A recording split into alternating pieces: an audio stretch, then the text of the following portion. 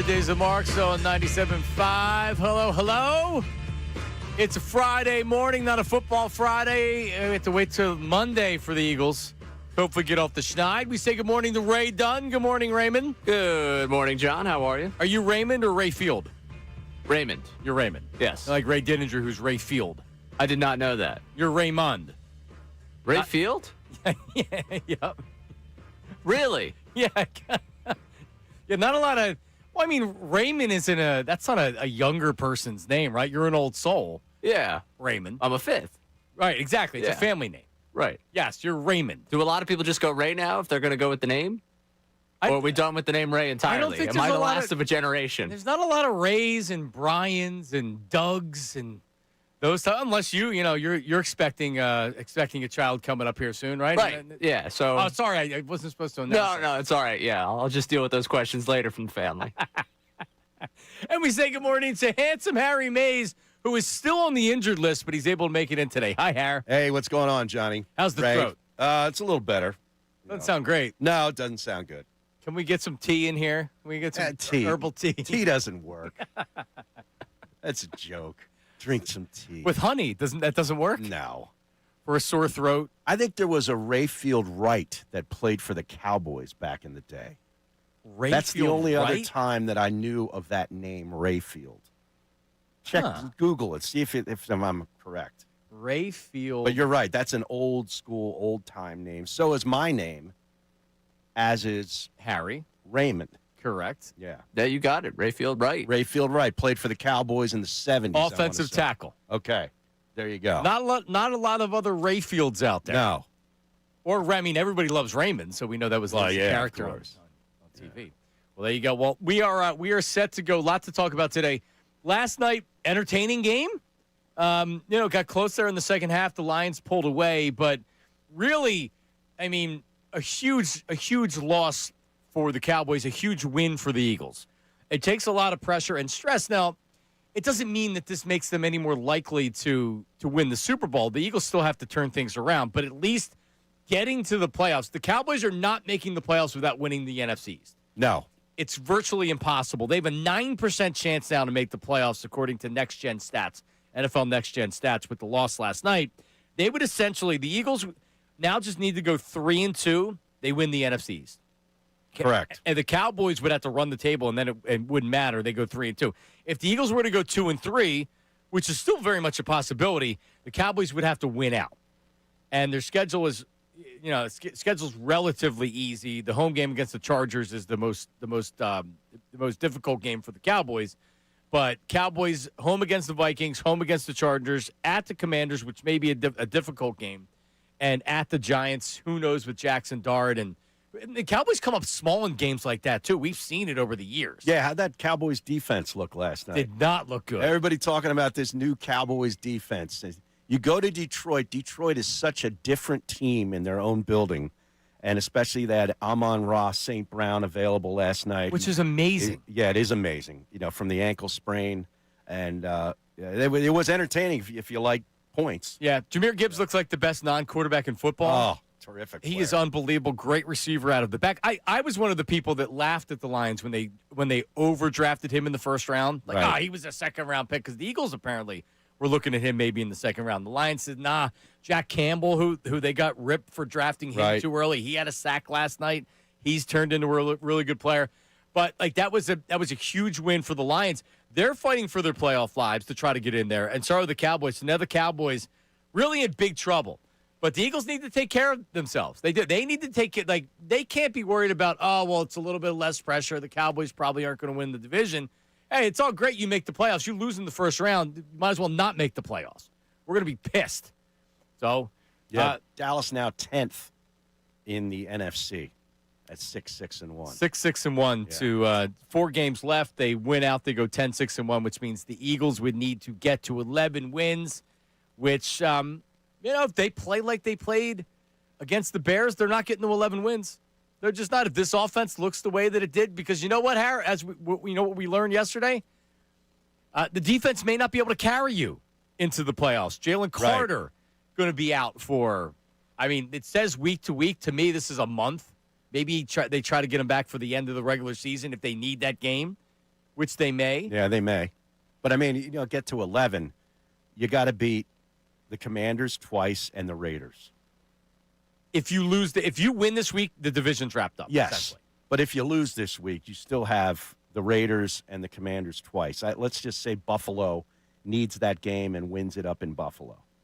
Which is fair. Like, if we're doing wins and losses, dog, we're going to give them a loss dog in that one. No, I mean, honestly, if they lose Monday night, the division still is in trouble. Because the Cowboys may not win out. I'm not saying the Cowboys are going to win out. You have to operate that they're going to win out. And if they don't, then great. But still, if the Eagles can't get to 11 wins, that's trouble. And then, right, I don't even need to discuss anything else. If they can't win 11 games after starting out the way they started out, forget about it. Yeah. I mean, you go 8-2 to anything less than 11, it's a disgrace. And we're back to 2023, and we're talking about whose fault, where the blame lies. And like you said, if they just go one and done in the postseason, as upset as everyone is right now with this team, I don't think anyone should have their expectations reset to, they just make the playoffs, we're in a good spot. Like, this is still a team, if we want to keep saying the talent's going to turn it on, you should expect for them to win a multitude of playoff games. Right. Like, that should be the expectation, even if you don't think that they're playing that well. Dallas could get to 10, though. Yep. I mean, they have Minnesota and the Chargers at home and then at Washington at the Giants. Yeah, I think they could win out. Yep. They could lose the game, and then the Eagles could very easily limp and still get it. I was listening, right, you sent the Chris Sims, and who is it? Joel Clark, Dan Clark, whoever does the football podcast. Kevin Clark that does the football podcast on ESPN. And I hear this a lot, and I heard Chris Sims say it, and surprise, he was criticizing Jalen Hurts. I'm shocked. I've been saying it for 3 years. Right. He said that the Eagles, quote, have the most talent on offense in the NFL. And I can't agree with that. I can't agree with it. Do they have more talent than the Lions? Jahmyr Gibbs, St. Brown, Jameson two really Williams. good running backs. You got two, really good receivers. When healthy, you got a really good tight end. Their offensive line. Yeah. The Eagles have a good offensive line when they're healthy. Are they healthy? We're not talking about everybody healthy last year offense. We're talking about where they are this year. Right now. There's still plenty of talent. Are they the most talented team in the NFL? The offense, they do not have the most talent on offense in the NFL right now. Not with the offensive line. They just don't. I mean, how about Dallas? Pickens didn't have a good game last night, right? But they have at least a good running back. What's Saquon Barkley done this year? Good running back. Their wide receivers are good. Their tight end's good, right? Like, even if you say the Eagles have more talent on offense, I'm fine with that. The disparity's not what we thought it was at the beginning of the season. No, you can easily make a case for Detroit. Agreed. Easily. Yeah, I would say Detroit right now. Yeah, you could say that they have the most talent. And what about the Rams? The Rams. They've got like 4 tight ends that can play. Devontae Adams is a touchdown machine. Puka Nacua is my God, wouldn't you love him on this team? He's like a wide receiver playing. He's like a fullback playing wide receiver that just will run right over you. Yeah. He makes every catch thrown to him. Their running back's good. Yeah. And Stafford's playing up until last week at an MVP level. Yeah. He is. So this talent, obviously the offense, and I think people now are starting to realize the offense is not going to come around this year. There's no fixing the offense. And the idea that the defense is going to carry you now.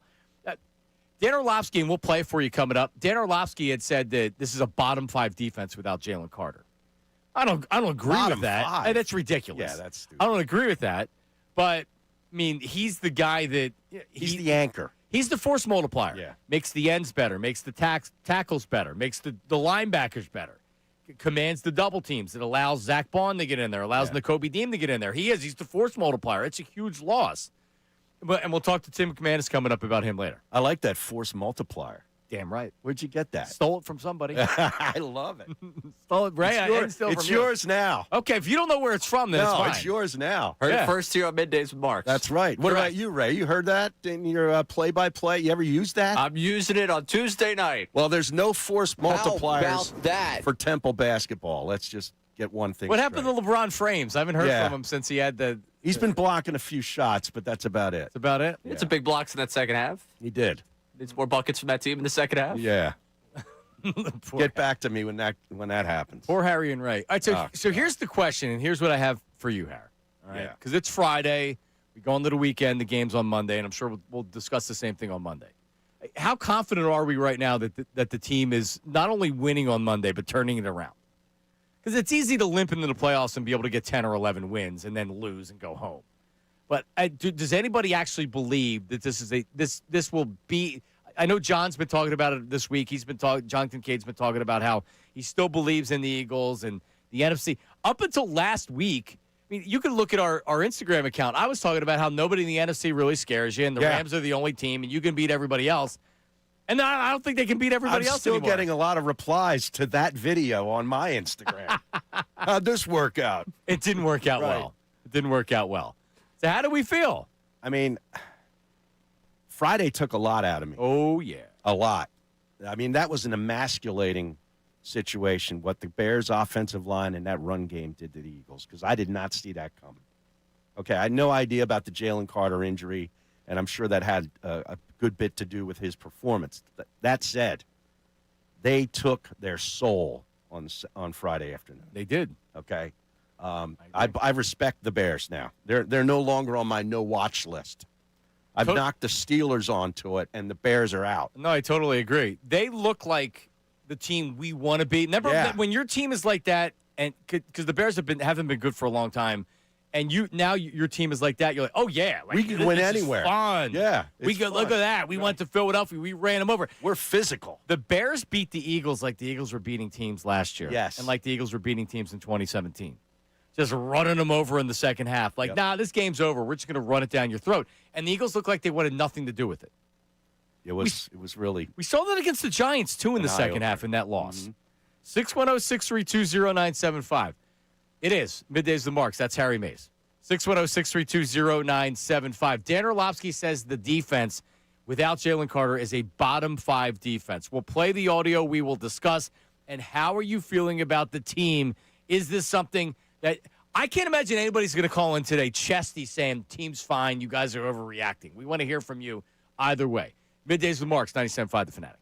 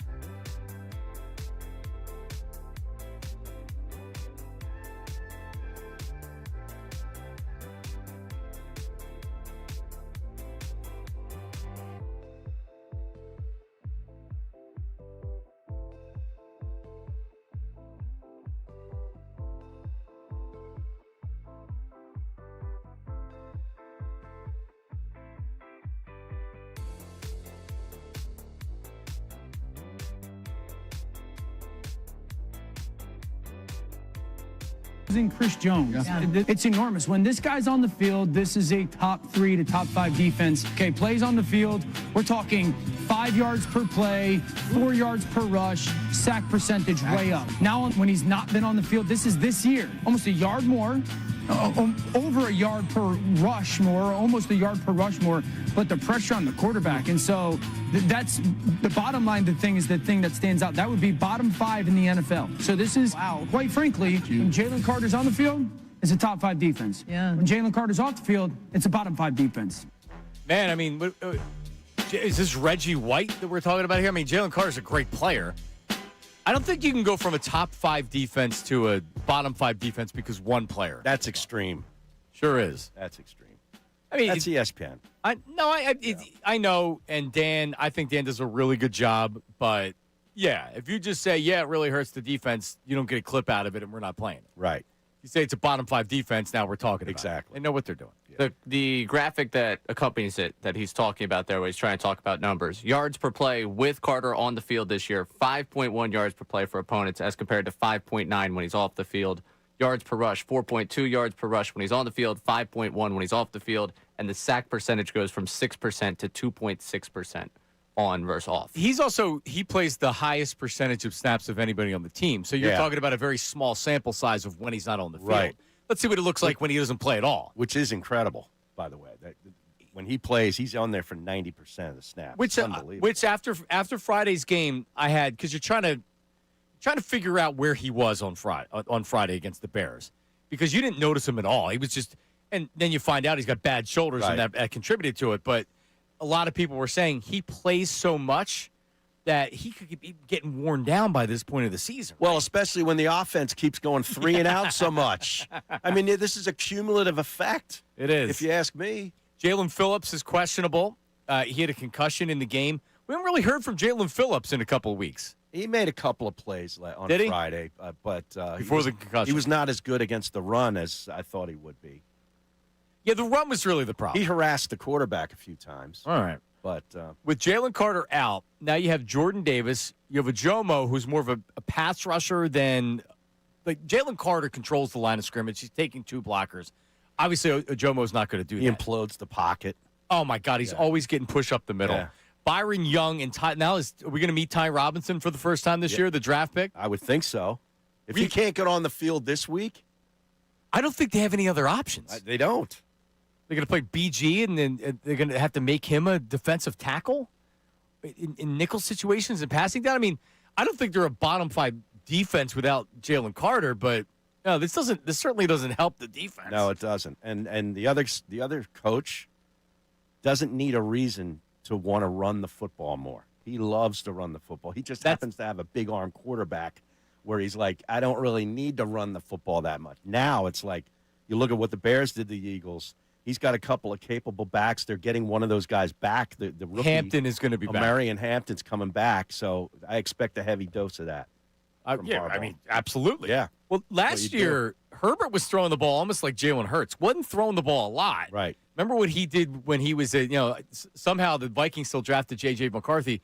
Harbaugh didn't want to throw McCarthy at all. No. If you look at some of those games, he was hiding him. Exactly. He doesn't have to do that with Justin Herbert. No. But now Herbert's got that busted up hand on the non-throwing hand, but he's still going to play. Which means he's going to everything out of the shotgun, right. Which I guess they were. I don't know how much they were doing that before, if all of it. But this is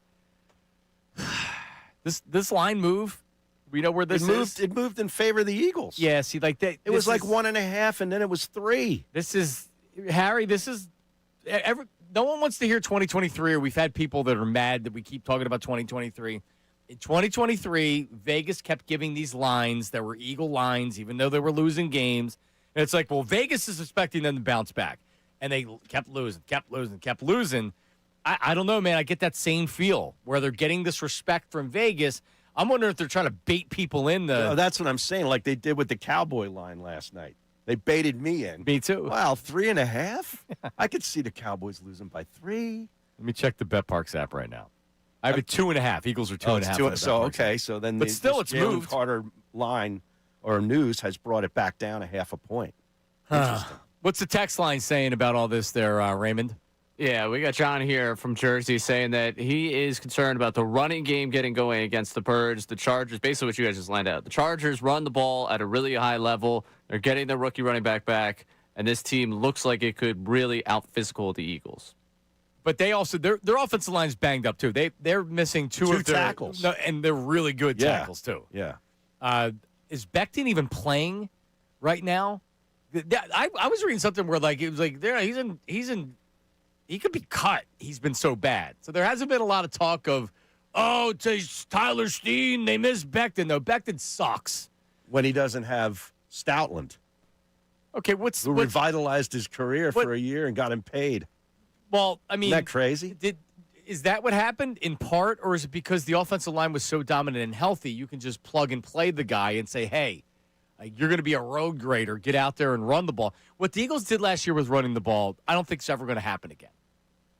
I mean, seriously, anybody who thinks this offense is going to get going, Kurt Warner on the morning show earlier this week said the offense, like, you cannot expect the offense to really, like, be anything but what the offense is this year.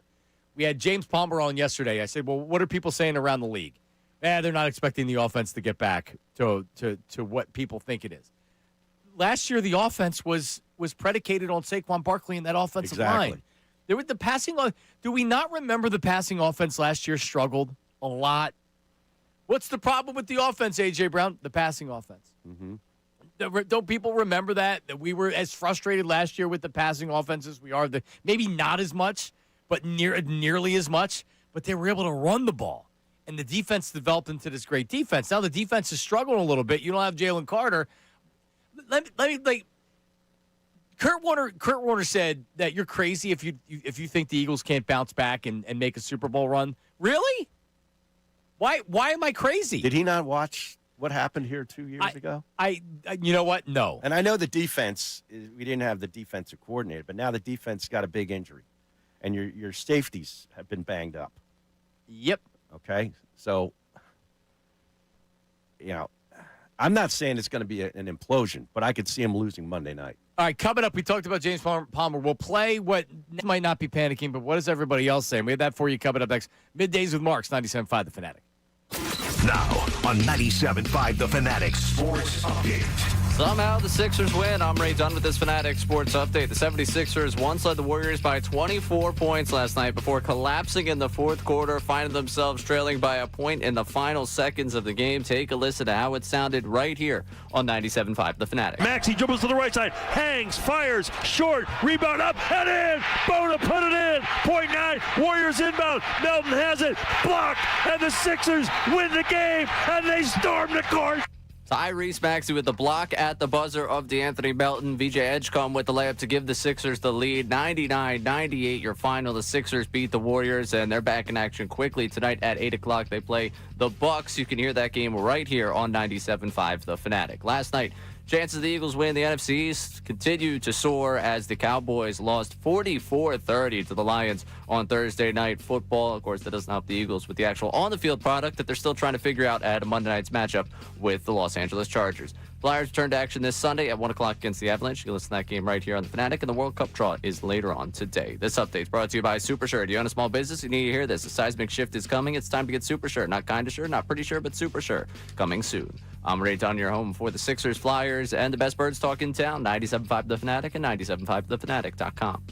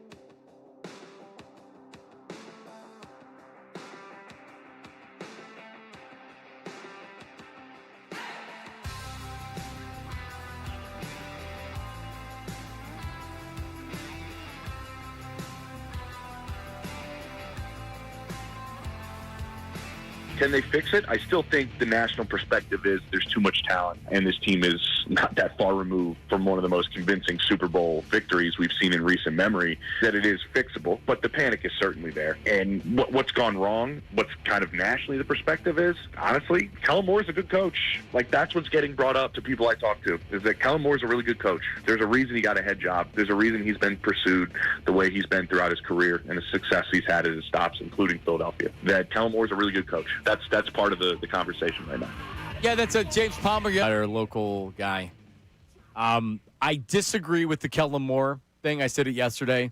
I'm not telling you Kellen Moore's not a good offensive coordinator, but he interviewed for head coaching jobs for a long time. Never sniffed it. He was available as an offensive coordinator, and again, I think he's a good offensive coordinator. Don't get me wrong, but when you watched the Eagles last year, was your takeaway, man, Kellen Moore's really good? No, it was like, man, this offensive line is owning the line of scrimmage, and you got an all-time back. He's having an all-time season, and the defense has turned dominant. It was never that, like, wow, man. Like, Right. I wasn't watching Sean McVay Jr. Exactly. I never got it was like play design. It was just, It's the same thing. yeah. No, he may have a better rhythm and more of a skill at calling plays. Sure. I think Petula, first time we mentioned Petula's name, it's been a half hour, Harry. But I think that's easier to do when you can run the football the way they can run. How did the offense look the first 4 weeks of the season when they were throwing the ball all over the place? Before the bye week when the players went in and said, hey, Right. run the ball. Right. Then all of a sudden they looked great. Uneven. No, To be kind. I remember people saying to fire Kellen Moore. Like, Yeah. Kellen Moore. So I don't expect the offense that we're not going to see the offense that we saw last year. But can they do enough to where you get into the playoffs and things start clicking a little bit? Let's hit the text board. What do we got there, Raymond? We got Sean from Cinnaminson here. People acting like the Chargers of this powerhouse don't watch week in and week out. Their last good win was Denver in September by 3. Since then, they beat the Dolphins, Vikings, Titans, Steelers, and Raiders and got smoked by the Jags and Washington. Yes, the Eagles haven't been good, but neither have the Chargers. Okay. Yeah, I mean, they've beaten up some bad teams. Trying to look at the Eagles. Lost to Chicago, good team. Lost to Dallas, good team. Beat the Lions, beat the Packers. I mean, the bye week was supposed to be. Remember, they went into the bye week. They had a good win against Minnesota. They had a great win against New York. Right. Everybody was running all over the place, and it's like, oh, this is perfect. You get the bye week, and then you come out. And they beat Green Bay. They beat Green Bay, but the offense was bad. They beat the Lions, but the offense was bad. Yeah. But a lot of that was also blamed on the fact of the wind, the weather conditions in both games. Sure. No, you're right, because the quarterback doesn't necessarily. And then it's about the quarterback. Right. We've went. Ray, are we able, as football fans, because we know that the headline of Philadelphia fans in the last week, because it was a week ago that they had the Chicago game. The headline was it was an all-time Eagles meltdown loss at home, where every camera angle is the guy that's doing the thumbs down. They keep going back to him and keep going back to him. The crowd reaction was fantastic to the Eagles game Friday. People were so mad. Oh, yeah. That's what they're tuning in for, to see Eagles fans melt down. Right. But that was one of those games. Yes. In the offense, and what people nationally don't understand is that they have the most expensive offense in all of football. And what we saw in 2023, it feels like it's happening again this year. They're on pace to break records for 3 and outs. The offense sucks. Let's face it. Yes. And then you show up where it's supposed to be different. You're supposed to be turning the season around, and you're 3 and out. Your offense stinks. What do you think's going to happen? They got exactly what this team may be better off playing on the road right now. Harry. It might be. Yeah, and actually that's not a good home field advantage anyway for those home teams out there. It's never been. But you're right. But then we saw the defense just totally command both of those games against good offenses in Green Bay and Detroit. And you're thinking, wow, all right, we found their identity is the defense. And then they get absolutely just crushed by the Bears' offensive line. Ben Johnson looked like a genius. Safe to say that he is a really, really good. That's a good hire. Oh, they're heading in the right direction. Oh, finally. I mean, since like what, 85?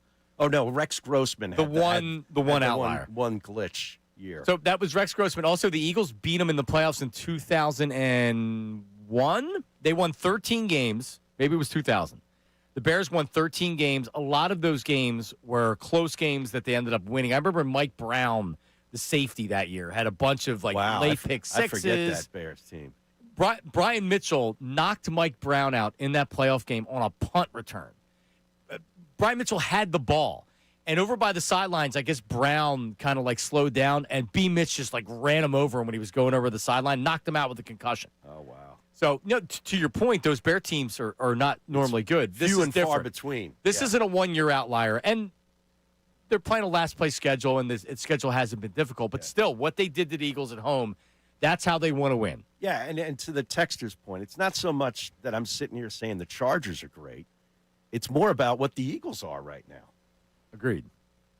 Can you trust them at all? Not if their defense isn't playing the way that they are. Nope. That's what I mean.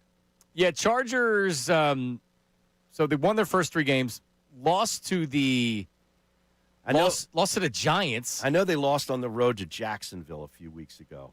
So they lose to the Giants at the Giants. They lose at home to the Commanders. They beat the Dolphins. They lost by 2 touchdowns to the Colts. Yep. They smashed the Vikings. They smashed them. Well, they beat the Titans by 7. They beat the Steelers convincingly. They got smoked by the Jags, 35-6. Was the Titans and Jags both on the road? At the Titans, at the Jags. Yeah, correct. Okay. Beat the Raiders. Raiders stink. Yeah, they stink. One of the worst teams in football, if not the worst team in football. God, if the Eagles don't beat the Raiders by 3 touchdowns or more. Well, I already said that I'm just out. I'm not even going to – I'll come in. I'm not talking about it. Right.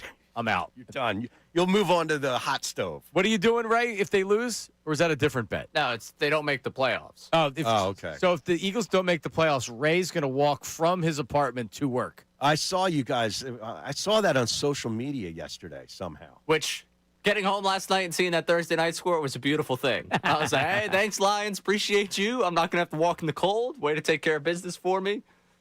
We need another gag for Ray to do. I could see Ray smoking his way in a Navy pea coat. How or something. about that? Yeah, just make sure you have a full pack of smokes. Yeah. For the walk. Stay warm. 610-632-0975. 610-632-0975. The Sixers had an unbelievable win last night. That is coming up. Let's do one more segment of the Eagles. Chris Sims is back at it. Biggest problem with the Eagles offense, according to Chris Sims. What do you think he said? Jalen Hurts. I don't know. We'll have to play it coming up next. We have the audio. Middays with Marks, 97.5 The Fanatic.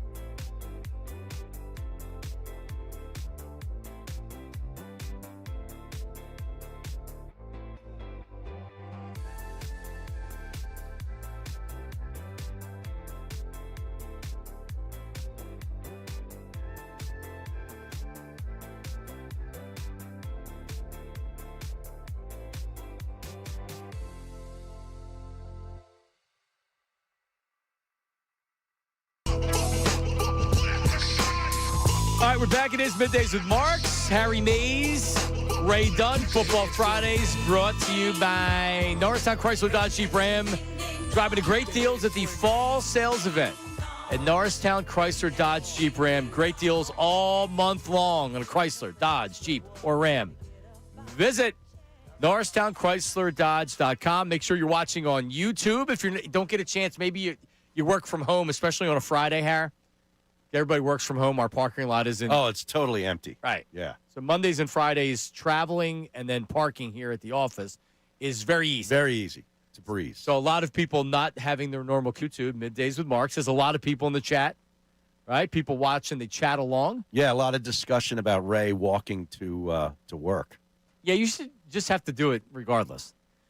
Yeah. Should have been steaks. Rick Boziski says Ray would get an Uber after 10 minutes. He's as athletic as I am, and I'm 5'11" and weigh 295. If you think walking is an athletic trait, you need to get out more. For him, it is. Well, and then he says John Marks is in better shape than Ray Dunn, and he's like 50. Well, that's true. Or he looks 50. Well, I don't. It's all those Thanks. Orange Theory classes. Well, no, I'm in good. Yes, I'm in good cardiovascular. Yeah, John's sure. fit. Yeah. But no, Ray. Just so if people don't know this, you know the story of Ray walking to media day, right? No. Ray walked to media day from his Northern Liberties apartment to Camden. Every time for the Sixers. Yes. I did hear about this. Every Yes. time we broadcast from Camden, I'll walk. Yeah. He walks there, so he's a walker. Okay, so you walk across the Ben Franklin Bridge Yep. on the yeah. Yeah. That's a nice little brisk walk. Right. Anytime if I could walk to work every day, I would. Right. I would never make it here. I would never sleep. So why? How about if the Eagles don't win a playoff game, you'll walk? No, because that feels very, very likely right now. Well, I know we want to see you walk. And I know we can make the walk bet a very common thing here. I'm just not going to bank my All right. faith on the Eagles on that. So make sure, especially when you're working from home, we love if you listen on the app or when you listen on the radio, but make sure you're watching on YouTube and subscribe to 97.5, the Fanatic. I got to get those subscribers up, Harry. I know. All right? But Ray's in the chat talking to people. You know what? And I didn't log in today. I've been doing it. You I've been have? going on and Yeah. saying hi. I haven't. It's hard to pay attention during the show, but yes, I've been saying hi. They're saying that I look like Jamie. Who's Jamie? Jamie Lynch Is that who we're saying talking you look about? like Jamie Lynch? Yeah, with a hat on, maybe. a while back. I have hair. Well, you have glasses. Yeah. Oh, so everybody that wears glasses looks the same? Jamie has a more of an oval face than you. You have more of a pie face than, not that Jamie doesn't have a pie face, but you have more of a pie face, a rounder face than Jamie. Jeez. It started with I have hair and it went to you have a pie face, man. Right, yeah. I'm trying to follow along. Oh, and by the way, today was supposed to be a flannel Friday. You didn't wear a flannel. Yeah, the only flannel-like shirt I wore last Friday. When I ended When up you having were not out. coming, it was a late call out. Right. So you can't wear it 2 weeks in a row. No, I can't do it. The chat would have destroyed me. Right. Because they remember this stuff. I didn't remember I'm wearing the same shirt as 2 weeks ago. I do have flannel shirts that I could have brought in for you. Clean, Okay. freshly washed. They don't have to be clean. Okay. You know, in the last 4 days, I wore the same clothes for 4 straight days. Really? When I'm sick, it's like, What do you care? I'll take showers and put the same clothes back on. I don't care. Wow. Yeah. Wow. Even I don't do that. Because I'm not leaving the house. Right. No, I don't disagree. I'll try because I do so much laundry. I'll try to just wear the same sweatpants in the morning after I get out of bed. Yeah. And then I just put them up and fold them, and then I wear them the same. Because what am I doing? I'm walking around for 3 hours before I leave. That's a good 2 weeks for me Damn right. with the sweatpants. 2 weeks? Oh, yeah. Easy. You don't. Easy. Because my prostate's not as strong. My pelvic floor isn't as strong as it used to be. So a lot of times, there's some dribble problems. So I can't wear the sweatpants There should be that some long. underwear briefs in between there, right? There is. I'm not going commando in the sweatpants, but still. Yeah, if you're not wearing Depend, now I know why the guys on the Depends packaging are so happy. It's funny you say that because I was at the grocery store like a week ago, and I was behind a guy who had a couple of packages in his cart in front of me in the checkout line. Right. And I'm like looking at the dude. I'm like, he looks like a normal guy. Like, what? Probably younger than you. Yeah, exactly. And I'm like, what gives?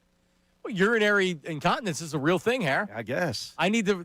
For a while, I was strengthening my pelvic floor because that's what. If you go on YouTube, that's what it tells you to do. What are you doing, Kegels? Yeah, those guys.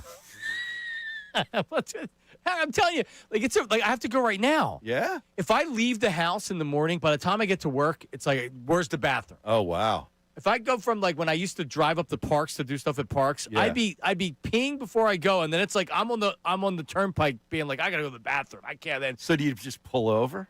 No. You wait till you get there. But Oh. I mean, at one time did I have Gatorade bottles in my car, the big ones? Yeah, of course. Oh, my God. Well, if I'm driving an hour and a half, yeah. We should do like a little contest between you and Martitas to see who has the stronger pelvic floor. Me. That would be a good race. Jason- that would be a battle. Jason went to the bathroom every break yesterday. Yeah, I And- believe it. Yeah, and I think it's a lot of it because of the cancer and No, stuff like this that. was pre that. Really? I did middays with him for 2 years almost. Oh no! Every break, dude. No. Every break. I haven't went today since Okay. the show started. I haven't had the pee since the show started. He was going every break. Yeah. 'Cause he steals my swipe card. He tried to yeah. steal it again yesterday. That was incredible at the end of the show when he was just like, oh, yeah, I have it. He was going to walk out with it again. He was going to walk out with it again. Oh, with your key card. Because he goes to the bathroom so much, he Yeah. puts it in his pocket. It's easy to do it. There you go. All right, so Chris Sims, big surprise that he's blaming Jalen Hurts. But to be honest, isn't everybody kind of blaming Jalen Hurts? If they're not blaming the offensive coordinator, Jalen Hurts, I mean, I would put Jalen Hurts as a big source of the problem right now. He's got to own at least half of it. No, he At touches the ball every snap. At least half of it, for sure. Here's Chris Sims on Joel Clark? Kevin Clark on his podcast on ESPN. Listen. Everybody's blaming the coaches. Heard last week and the week before from Philadelphia beat writers that have been there forever, Seth Joyner, all these people that, there's a lot of unhappiness in the organization about the quarterback. The quarterback won't play the game in the pocket. The quarterback has hijacked the offense and won't let them run certain plays. I've been saying this for 2 years. Right now, people are starting to realize, and I'm not just saying it. I know it. I've been told by people that are there now, people that were there and left. Nick Sirianni didn't get this job because they went, man, you only have 5 plays in your offense. We want you. Wow. That's pretty good. Problem is, when you say Kellen Mond is a better starting quarterback than Jalen Hurts, no one's going to take you seriously, and they're going to say you have an axe to grind. Yeah, right. Because everything that he said right there, I've heard other analysts say. Exactly. And people inside the building are talking. Now, are they over the top? Listen, I don't know. You heard that Jalen Hurts is this and Jalen Hurts is that, and then you watch Hard Knocks, and Jalen Hurts is communicating with everybody on the side. Right, and I was talking about that earlier this week on our Locked On show. He knows that those cameras are there. There's an HBO crew here this week, filming. So if your knock is, or one of your knock is, that you don't communicate, what are you going to do? It's about your brand, right? So you're skeptical of it. I am. Okay. Yeah, I am. You skeptical of that, right? We talked about it yesterday. Yeah, I think I said it when we had Sean on, that I was skeptical in the sense of when he was saying something to them, it might have just been cut, but there was nothing that was said back. It doesn't look like that's a fluid conversation. It looks like, hey, I'm owning it, I'm walking away. Like, it's not I'm owning it, what are we going to do about it? It's I'm owning it, and that conversation's over. So him and Devontae going back and forth seemed very natural.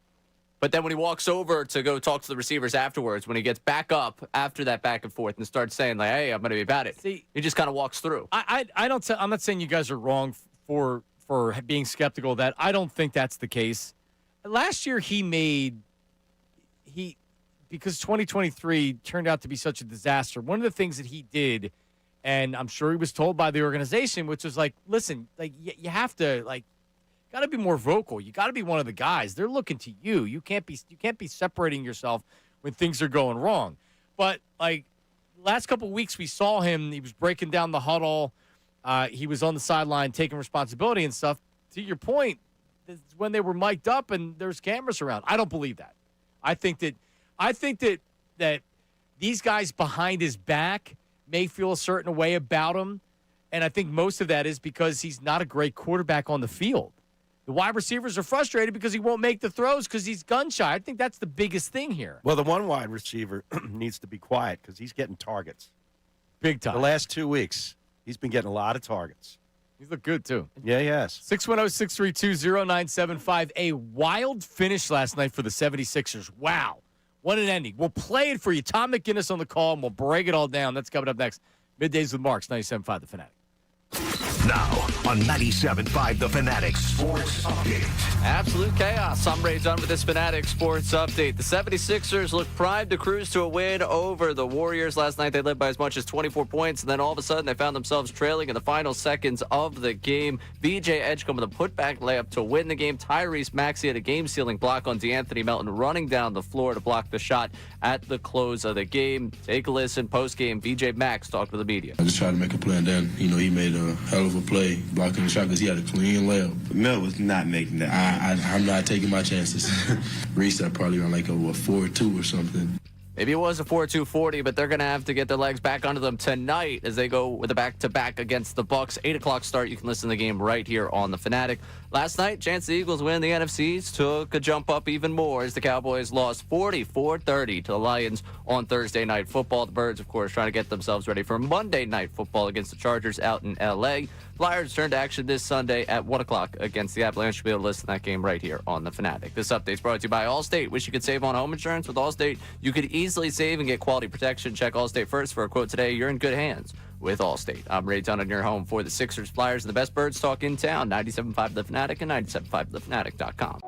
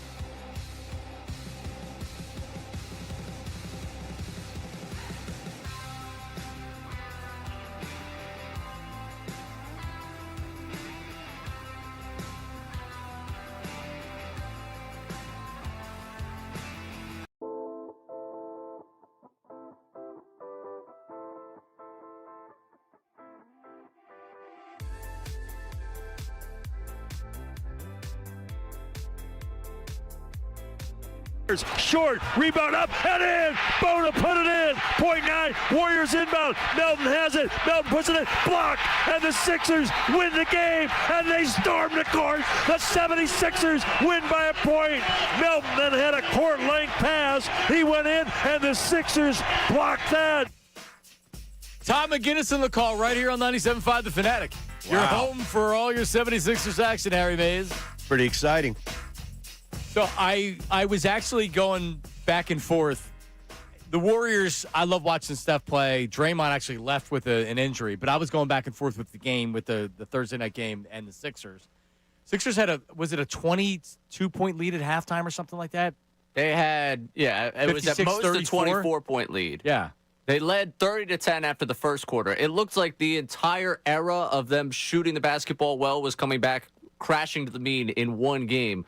No Steph, no Jimmy Butler. You mentioned Draymond leaving. Like, that game, they should never have gotten that close. But exciting finish. Oh, yeah, for sure. They get that basket. So, Maxey, if you didn't see it, Maxey puts up a fadeaway.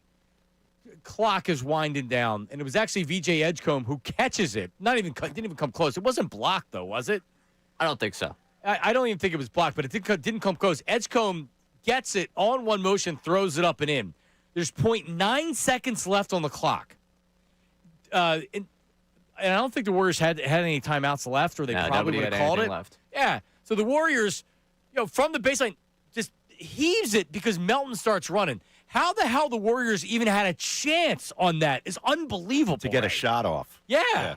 But Melton gets it blocked. I don't think it was going in anyway. But Maxey makes an unbelievable play. He goes the length of the court, skies, and rejects Melton.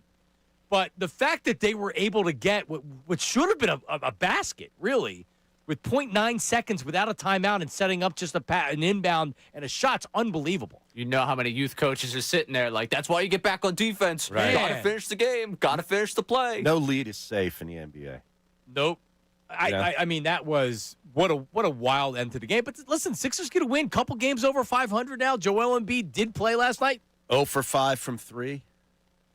Yeah, I was. See that in 25 minutes? I was there. Oh, you were there? I didn't know that. Yeah. I'm very intrigued the way they're managing his minutes because he said he doesn't like these short stints. And then they give him a couple of short stints. They're giving him, like, in between the end of the quarter to the beginning of the next quarter. Was he going to play tonight at all? Probably not, right? Because of the back-to-back. He may not be able to play till 2 weeks after playing a game. Who knows? But I just don't. He says he doesn't get in a rhythm with those short stints. He did not look like a guy because it didn't look like he was leaving the shot short. He was going long on those threes. I don't know if his touch wasn't there for a night. Mid-range, he was as good as he's been. Defensively, he still doesn't look like he's moving really well. That's where the problem is. Depending on your matchup is going to depend on how much he gets exposed. And then this is Nick Nurse now trying to figure out, all right, like how do I hide him? Who do I put him up against? It's all matchups with him defensively. Yeah, because he just can't get around. Yeah, and that's one of the concerns when it's him and Paul George on the floor. Him with an athletic four that could switch with him and can actually take the defensive assignment, it doesn't look as bad. If you're going to have George as a 4 with Embiid as a 5, I get very, very concerned about the way that looks. If we ever get that. We said that, yeah, exactly. Because George is sitting out last night. We said that for weeks before they came back, which was that you can't put them on the floor together. It's going to be very difficult to do it. But, yeah, so Embiid he was listed as doubtful. I think maybe he was upgraded to questionable before the game, and then he played. And the Sixers got fined $100,000 because they ruled him out on Saturday, and he showed up and he played Sunday. You know what that's telling you? He decided he was playing when he came. I'm playing. Yep. Yeah. Yep. Wow. Yeah, they got fined $100,000. Wow. The $100,000 doesn't matter, but the whole it's a mess. Yeah, but you're just your player's just going to come in and say, "No, I'm playing." Yep. And no. Yeah. We're actually better without you. Yeah. Yeah. Is that where everybody is right now? Is that where you're at right now? I just want him to go away. I don't enjoy watching him play anymore. He was excited after the game last night. Like, all right, I'm happy that he's still running around and doing all this other stuff. But, like, I don't know. And anytime he's in the game, I'm just kind of like, and, like, even if he does some good things, I'm just waiting for him to look bad on defense so I can get mad. Right. I'm Tonight, still over it. He won't be in there tonight. So. He will not. Is this the way it's going to go? We going to do the back-to-back where B plays one, George plays the other? maybe. Like, do we get George tonight, and this is just how we're going to watch back-to-backs for the rest of the time? And that might be the best way to go forward, because if you can't play them on the floor together, then you're doing the same thing during a game. What a way to handle two old rickety superstars. Two $50 million, $60 million superstars. Think about that. I'm telling you, what a great signing great offseason by Daryl Morey. My goodness. Joel Embiid and then Paul George. Yeah. There you go. Sixers in Milwaukee tonight. Yep. You know what that means? It means that you're getting a full dose of Doc Rivers. I can't wait to hear him before the game. We have a new Doc Rivers. Here we go again. Yep, that's a new Doc. Doc Rivers and the struggling Bucks who do not have Giannis, who's out with the Don't know basketball. Yeah, and he's not for long in Milwaukee anyway. No, Neither guy. Neither guy. Doc probably outlasts him. Probably. They get Doc lasts maybe to the end of the season. When is the trade deadline, Ray? Do you know? Middle of February. February? Okay. Yep. There you go. All right. Doc has some sort of out in that contract. I could go become a golfer again if Giannis gets traded. You know what his out is? They fire him and he collects the rest of it. Because, come on, we know Doc just shuts everything down. He doesn't care. Yeah. If they trade Giannis, that team won't practice for the rest of the season. Yeah, he'll just He'll find the best golf course around every single arena that they go to, and it'll be done. He'll shut it down. Milwaukee, too, is a brutal pull for him. You know he was hoping for, like, the Phoenix job. He was hoping for, somewhere out down there like in me. Southwest. Yeah. Yeah, I wouldn't take that job. Harry's the same. Him and Doc are both There's no way. both old guys. Yeah. No way I'm taking that job. I can't believe they hired him. He's making $10+ million a year. Yeah. So here we go again. Yeah. Great gig. I'm shocked that it's turned out this way in Milwaukee. Doc didn't come in and was the missing ingredient. Right. Shocked. Now they got to break it up. Now they're going to break it. Now they're going to lose Giannis, and they're going to get whatever in return, and it's not going to be they're done. They won a title. Not with Doc. They won a title. Right. Let's go to Dantes in Bethlehem, Pennsylvania. Dantes, good morning. Go ahead. How are you? Guys, good morning. What a game last night, blowing a 24-point lead and coming back and winning that game in the last second. Presence of mind, Tyrese Maxey, running back and getting that block on Melton, and the kid VJ, Hey, you hear these rumors floating around, hey, put a trade package together for Giannis. Don't do it. No. Don't do it. You got a nice core, a nice young nucleus that we could build for the future, and unfortunately, Embiid's not part of that plan. I'd rather keep Paul George on this team and get rid of Embiid any way possible. Nothing against the man. He was great in 2023 before his injuries, but, hey, he's not the same player. All we need is an athletic big. Bona and Drum could do the job. Let these young kids cook. All right. Appreciate it, Dantes. Yeah, Drummond, they can get rid of Drummond. I don't need him here any longer. He's had a nice bounce back this year. Yeah, come on, man. He's not a real player on a real team. He's not your starting center on a real Is this a real team? Yeah, exactly. No, it's not. Is it? No, it's not. What are they now? Like 7th in the East, I think? Yeah. Yeah. Yeah, could he be the starter on a playoff team? Yeah, if you have great players around him. Yeah, great. Well, that's what I'm saying. He's fine this year. Whatever. Yeah, I guess if we're turning this into a contender, you got $100 million worth of salary that's sitting there that's going to stop you from that. Yeah, correct. Yeah, that's where this conversation gets fun and gets depressing. Well, this is a fun win. To what end? Right. So when Dantes says, "Oh, well, just do whatever you can to get rid of Embiid," I wish it was that easy. What can you do? You can't. He literally is. He's going to have to. He'd have to retire. Which he's not. He's not going to retire. I mean, he may retire, and then they say it's because of injury, and then they pay him. You realize that is an option that he may just say, "No, Sure. I'm going to keep playing." Of course. He seems like he still wants to play. Oh, he definitely wants does. to play. I don't believe for a second Joel Embiid doesn't want to play. Physically he can't. What he's doing right now, and what did we talk about? Tyrone had tweeted out something before that he was saying that people are going to start being like, "Hey, he doesn't even want to play." His left knee is a degenerative knee condition. His right knee, which is what he missed all these games for, is just banged up. He's broken his face multiple times. He gets Bell's palsy during the season. What are we talking about? I know. He's never going to be healthy. He's not going to get healthier. Nope. You can sit him out all you want. He's not getting healthier. Well, and that's why, honestly, where I think the Hawks game comes from. Where it was like, I'm not feeling good. I don't know if I could go. And they're like, dude, I don't think you're getting better than what you are right now. And then it's like, well, you know what? Then I'm just going to play. Right. You could try to shut him down, and then he pulls what he just pulled. I know I'm playing. I don't think. Remember last year, there was a lot of talk because they were still in the playoff picture, and there was desperation to make the playoffs after what they did in the offseason, and they were pushing in the play. And when he would go out there and play, the reaction was, "What the hell is he doing out there? He looks horrible. Right. He looks injured." And they wanted him to push through. I don't know. I don't know. I don't know what the right answer is there. He didn't look like he should have been playing, but he wants to play. He doesn't want to be injured. But what does he look like when he's out there? Are they better without him? They're not winning anything either way. No. So No, yeah. they're not. So that's why I'd rather watch without him than with him. He's making $69 million in the final year of his contract, 2028, 2029. That's a player option. Wow. 55.2, 59.5, 64.3, and 69.06 in the final year of that contract. Wow. $70 million. Unbelievable. And he looks like this now. What's he going to look like in 28 and 29? Wow. That is unreal. You wonder if he physically even will be able to take the court by those years. He can want to play all he wants. I'd be making a settlement. Getting out of town. Be like, I'm going to go get my knees replaced, go live on a beach. So at least I can walk on the beach without pain. Good win last night by the Sixers. It is. I'm excited for this team minus Embiid. They're a playoff team, right?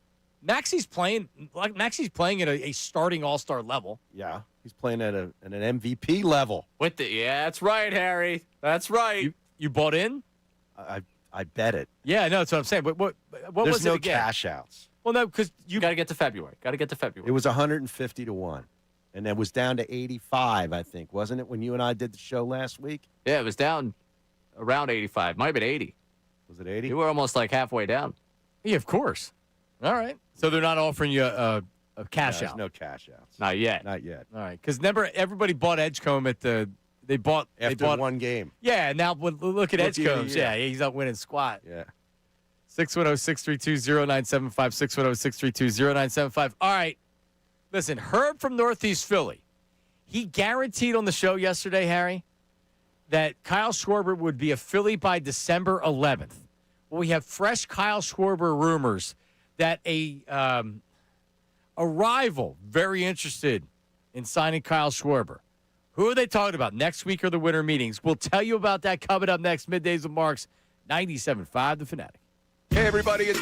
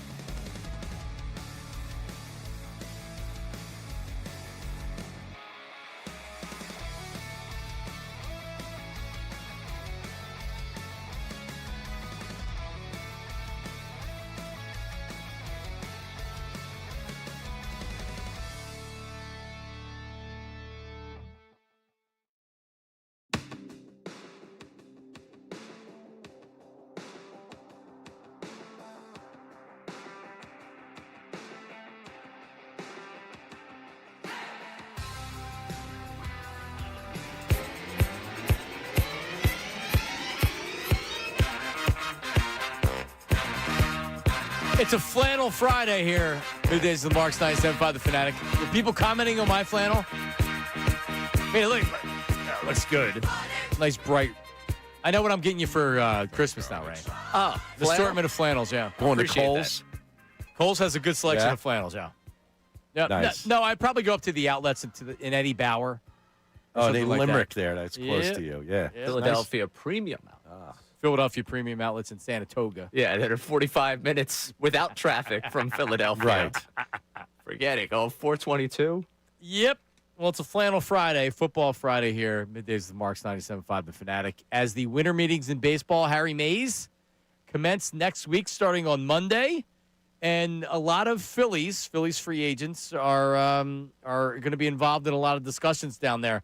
Now, if you listen to the experts, they believe that Kyle Schwarber, a deal could happen next week at the winter meetings. And once Schwarber signs, then Alonso signs, and a lot of the other guys. He's the signing, then the dominoes fall. Then the from there. dominoes fall. Yeah. Yep. A fresh article with Buster Olney and Jeff Passan about Kyle Schwarber. And you can find it. We linked it up for you. Just go to 97.5 The Fanatic on Twitter, at 97.5 The Fanatic. And you can click on that and check it out. They are now mentioning prominently the Mets as being a team, Of course. involved in the Kyle Schwarber sweepstakes. So I'll say this, because the Reds are obviously interested. They've been connected as hometown team. That makes a lot of sense. The Red Sox need a DH. He's been there before. They know the guy they're getting. They're a team that kind of needs some more pop in the lineup. They have a lot of good young players. That makes a lot of sense. So if he would go to Cincinnati, the Reds, it would suck, but it's his hometown team, and it's not going to a division rival.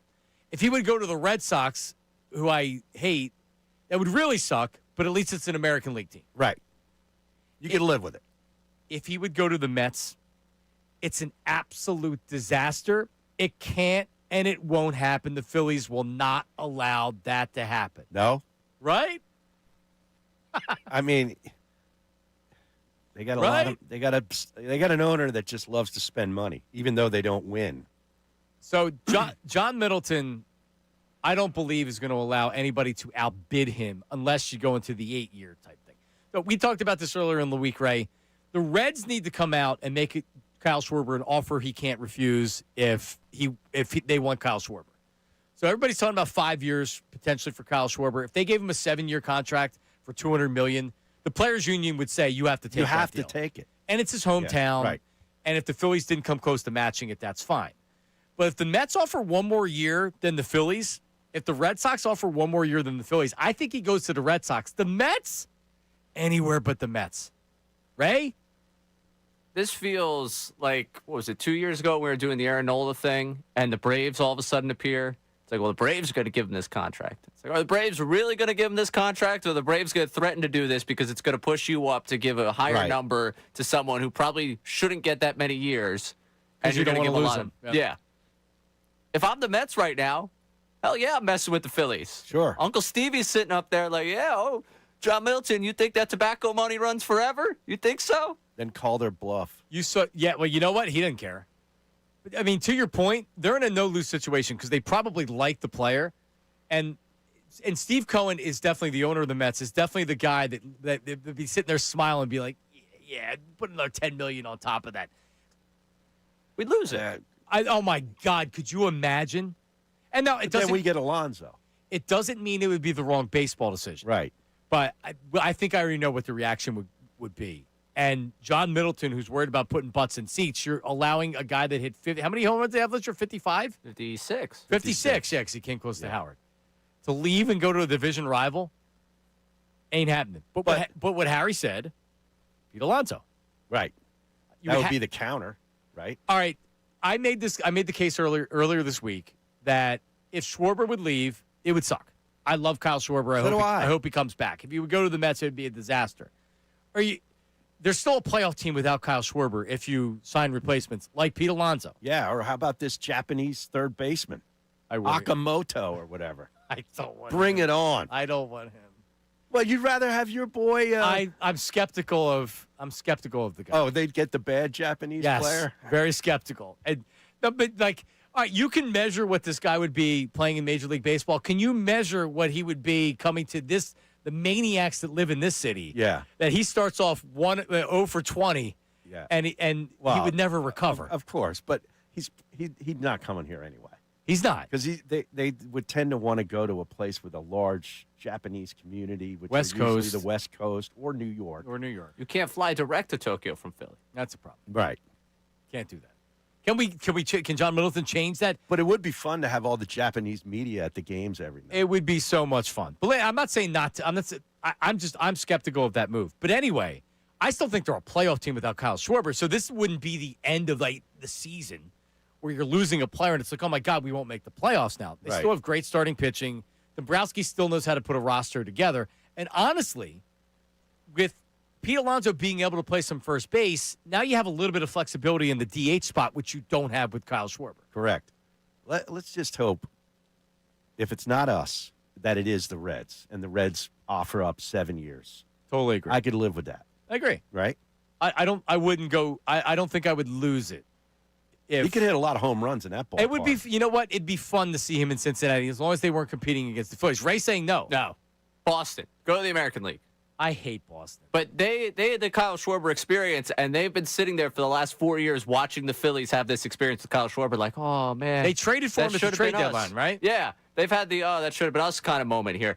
You go to the American League, you get the hell out of my league, you stay out of my lane. I don't want to see you in Cincinnati. The Cincinnati, giving up Philadelphia for Cincinnati, I don't care if that's where you're from. It's where a you're disgrace. from. No, it's a disgrace. Stop. Skyline Chili. No, Skyline Chili sucks. Yeah, exactly. And that's what the city's known for. Yeah, I mean, is. It's a load of crap to go out to the middle of nowhere, Ohio, to what basically is a suburb compared to the city of Philadelphia, and call that home. If Well, you're going to leave us for a real market. That's where he's from. Oh, But great it's for also him. I think he lived. It'd be like Berks County to Philadelphia. He's not from direct suburban Cincinnati. He's an hour outside. Is it Dayton? Is he near Dayton or something? Now I got to look it up. Exactly.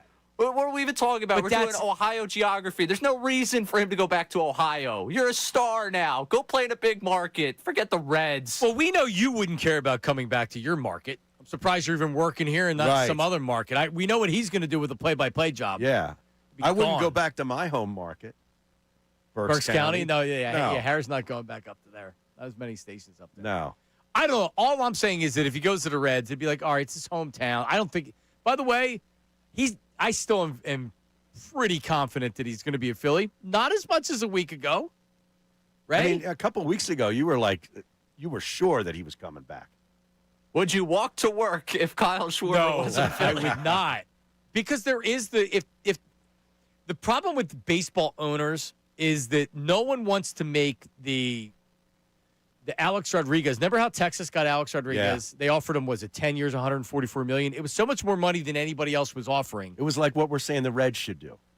Jim Thome. They offered so many years and so many money to where the player was under pressure by the Players Association to where you can't turn that down. Right. If the Reds offered Kyle Schwarber 7 years, he's gone. And you know what they should do? Offer him freaking 7 years if you really want the player. Stop being cheap. Defer money. It's home. Yeah. That's like what if I'm on Cincinnati Sports Talk Radio right now, I'm like basically hand the lease to the stadium over to him. I don't care. Bring him home. Right. Yeah. Middletown, Ohio is where he's from. Well, that does sound like Berks County, doesn't it? Are you worried about losing him, Ray? Not really. No. Okay. No, I think there's a lot of posturing. Yeah, I am. It's just north of Cincinnati. Oh, it is? Oh yeah, it's like going to Phoenixville or something. Well, MapQuest it. How long of a drive? I'm just is looking at it right here. You can see Middletown at the top, Cincinnati. Philadelphia Premium Outlets closer to Philadelphia, or Kyle Schwarber hometown closer to Cincinnati? That might be close. I'm gonna do it during the break. Okay. I think it's Kyle's further away from. Yeah, it's not real. It's not real. All right, we'll break it down. Yeah, go back to Akron, LeBron. 610-632-0975. We have some Eagles text to clear out. Also, Penn State, have they finally gotten their head coach? We'll discuss on the other side. Middays with Marks, 97.5 The Fanatic. Now on 97.5 The Fanatic Sports Update. Somehow the Sixers win. I'm Ray Dunn with this Fanatic Sports Update. The 76ers once led the Warriors by 24 points last night before finding themselves trailing in the final seconds of the game. Tyrese Maxey had a shot to win it late. Here's how it sounded. Maxey dribbles to the right side, hangs, fires, short, rebound up and in. Bona put it in. .9, Warriors inbound. Melton has it, blocked, and the Sixers win the game, and they storm the court. B.J. Edgecombe putting back the miss by Maxey to give the 76ers a 99-98 win. The game was sealed with the block by Maxey on DeAnthony Melton in the closing moments. Sixers now back in action tonight at 8 o'clock against the Bucks. You can hear that game right here on the Fanatic. Last night, chances of the Eagles win the NFC East went up again as the Cowboys lost 44-30 to the Lions on Thursday Night Football. Of course, that assumes the Eagles can put things back together on the field. Their next chance to do that, Monday Night Football against the Chargers out in L.A. The next time you get the Flyers in action is this Sunday at 1 o'clock against the Avalanche. You can hear that game right here on the Fanatic. This update is brought to you by O'Keefe's Working Hands Hand Cream. Cold weather wearing on your hands? Try O'Keefe's Working Hands. You'll see visible results in one use and guaranteed relief for dry, cracked hands. O'Keefe's Working Hands, America's #1 hand cream. I'm Ray Dutt on your home for the Sixers, Flyers, and the best birds talk in town. 97.5 The Fanatic and 97.5 TheFanatic.com.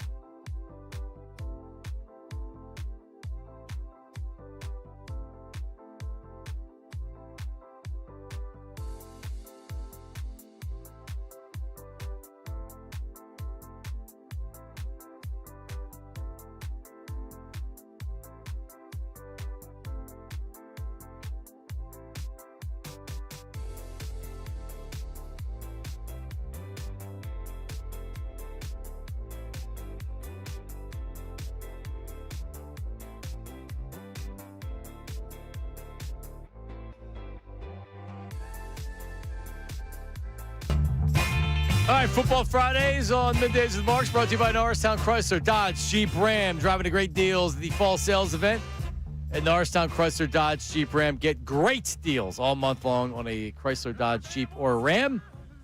Visit NorristownChryslerDodge.com. Our lock's coming up later on in the show. Tim McManus. Be interesting to talk to Tim. Last time we talked to him was heading into the Bears game.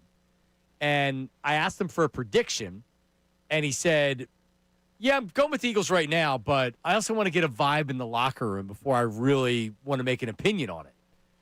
And, Harry's microphone's broken, Ray. Can't turn it on? Can you turn it on? How about now? There we go. Yeah, the button's broken. Add it to the list. Nate, page engineering. Add it to the list. Well, as long as you can turn it on, we're good. You can control it for right now. But I do remember him saying that, and you and I looked at each other like, ooh. Interesting. Yes. And then he brought up the short week against the Giants when everybody expected him to kick the Giants' ass, and they lost. Right. Same thing happened again. So Tim, and Tim also with the, Jalen Carter shoulder surgeries. They said procedures. What does that mean?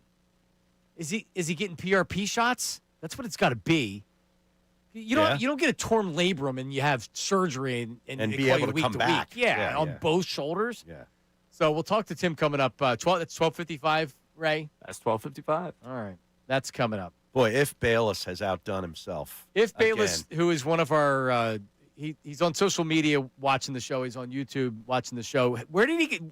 He caught Ray smoking somewhere. Yeah, he caught him in front of us, like some nice brownstones on a nice, brick walkway and down in the city.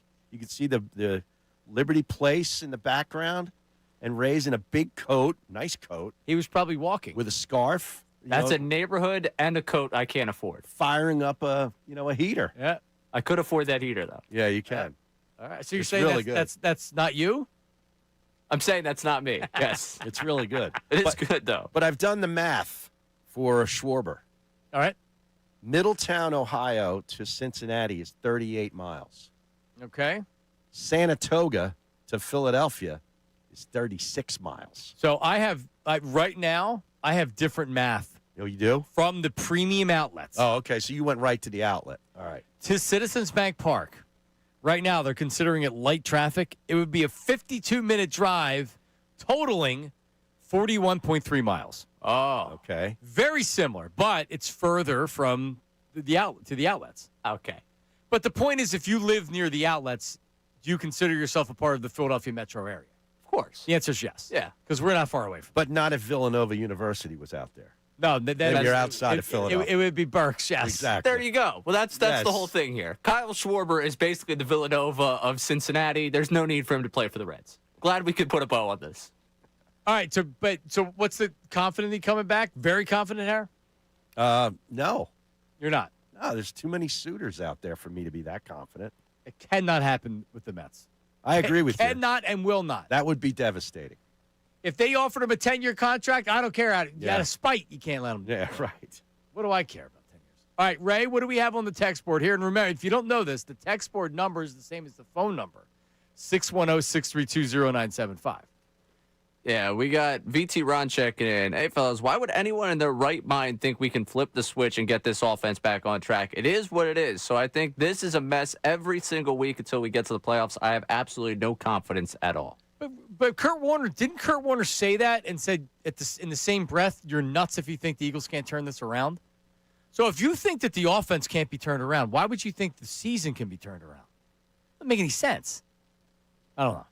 Go ahead.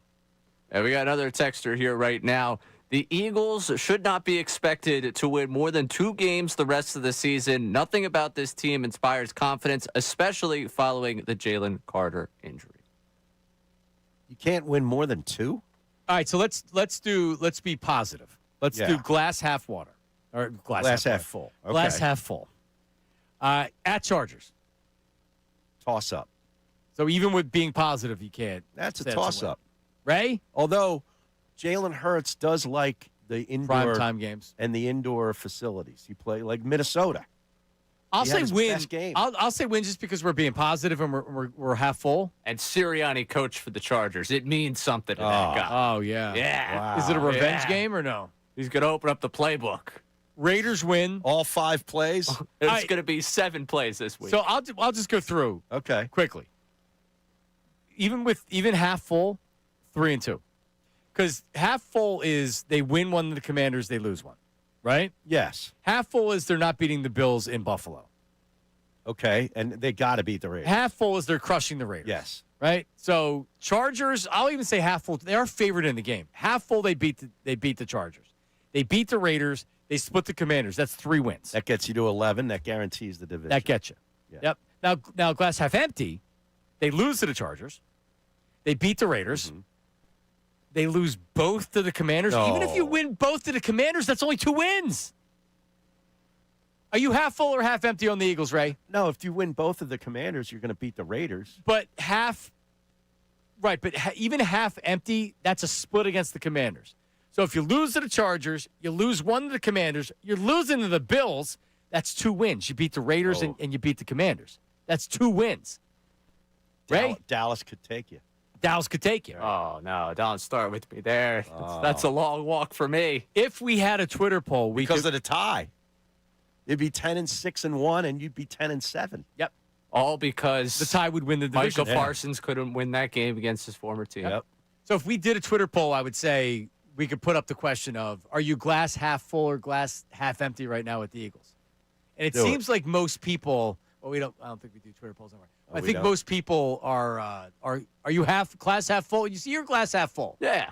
If I'm saying the Chargers game is what's going to break me as a guy, I think I still have to be on the side of this is going to be figured out. I prefer a glass half full than a glass half empty. I prefer that too. Yeah. But sometimes you have a glass half empty. And that's where Harry is right now. If it's empty, if it's half empty, I'm emptying it's it empty. and getting another one. It's totally empty. Yeah. Anyway. Yeah, they go 3-2. They win the NFC East. The Cowboys losing last night was the biggest development that could happen. Because even if you lose to the Chargers, then you just need that. If you beat the Raiders, but then you have to sweep the Commanders. I don't know, man. Which they can do. Yeah, of course. Commanders are a mess right now. But Jane Daniels comes back. Yeah, I know, but their defense is really bad. It stinks. Yeah, but what's his offense? Well, I mean, they have played well in a couple of games against some bad defenses. Yep. We got a glass half full text here. Steve from Rockledge. When did Eagles fans become so soft and spoiled? The Eagles will be fine starting Monday night. Count on it. Got to trust the team and players. All right, so it actually was something I was thinking about last night. Because the negativity on this team right now, and I'm not telling you it's wrong, but the negativity is starting to get a little crazy with Tulo. But also, and I don't know if this is because people just have to have takes and then they don't know how to not have takes and then have to re-up the next take that they have. But like we're comparing Jalen Hurts to Ben Simmons, and we're starting Tanner McKee before the end of the season. I right? saw that earlier this week. Yeah, like what are we doing? Like, come on. The guy's a Super Bowl MVP. I know that you get to a point where it's like you got to outtake yourself because it's like who the hell actually believes that this is a Ben Simmons situation with Jalen Hurts? Like, even if you're just trying to make it like a rough comparison. And listen, like I like all the guys over there, and I have good relationships with all of them, and like I'm not trying to rip anybody. Ben Simmons? Yeah, explain that one. So at what point can this be our standing ovation, Ray? Oh. Can this be our standing ovation where we put our foot down and we say, you know what, damn it, why can't we be positive? This is the Trey Turner situation all over again. Can we do this? Because I was a prominent part of all that. Right. Can we, Ray? Can we say, you know what, damn it, we're not doing Ben Simmons talk. We're benching Tanner. We're not doing that style of radio. What if we became the positive show and said, you know what, Philadelphia, jump on our back. We're being positive about this team. And then they win the Super Bowl, and everybody looks at us. They're like, oh, they saved the season. Johnny Marks. Middays with Marks. Yes. Here's the Smoking challenge. Ray Dunn. Smoking Ray Dunn helped save the season. That? Let's do it. Why can't we be positive? There's the challenge. Till 2 o'clock today, everything we do, we finish with a positive spin. Yeah. Har? It's so hard for me. Can we do it? Why, 'cause you don't believe it? I don't. But with Trey Turner, it wasn't, and we were actually talking about this. Why don't we hold this and get back to it on the other side? 610-632-0975. Because I was talking about the ovation with Ricky Bo yesterday. And Ricky Bo was so angry, even bringing it back up. fan base is soft. Wait, I'm shocked that he'd be angry. Right. Well, they were doing that on the air, and then they got the standing ovation, and it worked well in my favor. I'll say that they got the standing ovation. What if we why can't we be positive on the Eagles? Why can't we do it? Rhetorical question. Because we saw what happened 2 years ago. That's the answer. Yes. Among others. 610-632-0975. We'll discuss on the other side. Middays with Marks. John Kincade, Andrew.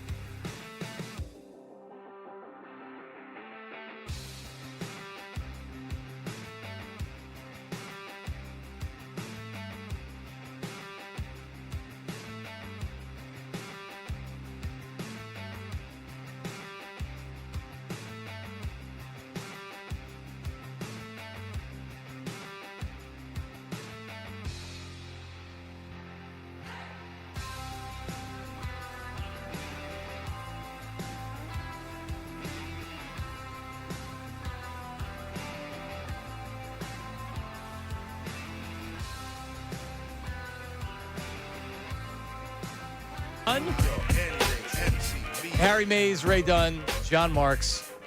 Make sure you're listening live on 97.5 The Fanatic, the app, which is a great way to listen to.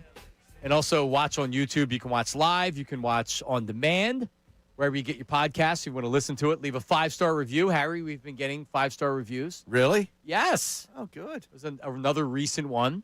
So, plugging that and saying, make sure that's a great way to listen to the program. If you don't catch the whole program, right? We're up to a 4.8. Nice. All right. Good. So like a 4.8 average rating? Yes. Yeah. That's pretty good. It was 4-2 when I started the campaign of only give us good reviews. There you go. People are listening. I know. I thought it was going to go the other way, where we start asking for the good reviews, and people are like, oh, this would be really funny if I gave a bad review. Let's troll them. Yeah. Yeah. But you know what it is? Like, people that generally leave negative reviews, they're pissed. So they want to make sure that they let their feelings be known, right? Right. People that are watching that may not love me or they think the show's okay, are they really going to go to the extreme of, hey, F you, Marks, I'm going to go leave a 1-star review? I guess not. I mean, now that you challenge them kind of do it there, there's a chance. They just might come egg your house or something. Yeah, like Patullo. Yeah. Leave the family out of it. Yeah, exactly. Well, there you go. Well, thank you. We appreciate everybody listening on demand, live, whatever it is. So I would love to actually get people to call in and pledge this, but maybe we can even do it on the text line and on the YouTube live chat. Why can't we pledge to be positive, and instead of worrying about they're going to lose, it's going to be 2023 all over again? Obviously, every Eagle fan should be worried about that. You should. They've seen it. If you're not, give me whatever you're smoking or drinking, because I want some of it, because I don't necessarily want to be like this. But far too many people, and there's a certain toxic culture to Philadelphia sports that I don't believe helps teams, helps players. And to me right now, aren't we getting a little bit of that? Aren't we getting a little bit of the it's too much, it's toxic? There's one way to be, hey, this is 2023 all over again. I don't think Jalen Hurts is as good as people say. Like, he really sucks right now. There's something going on inside the locker room. That's more than fair. Comparing him to Ben Simmons is where it gets toxic. Yeah, I don't even understand the comparison. I didn't, to be honest. I can't tell you that I listened to much of it. That's not the one that I read about. I mean, I read about the best quarterback is not the quarterback on the field. Tanner McKee, which has been talked about right even before. But, I mean, you know what I'm getting at. Why can't we, for once, they won the Super Bowl last year. This is the best run in the city's history? This Eagles run right now? I don't want to go back to 2017. That's, it's 8 years ago. It's a different quarterback, different coach or whatever. But still, you have to at least include part of that. This is the Howie Roseman run. 2 Super Bowl appearances.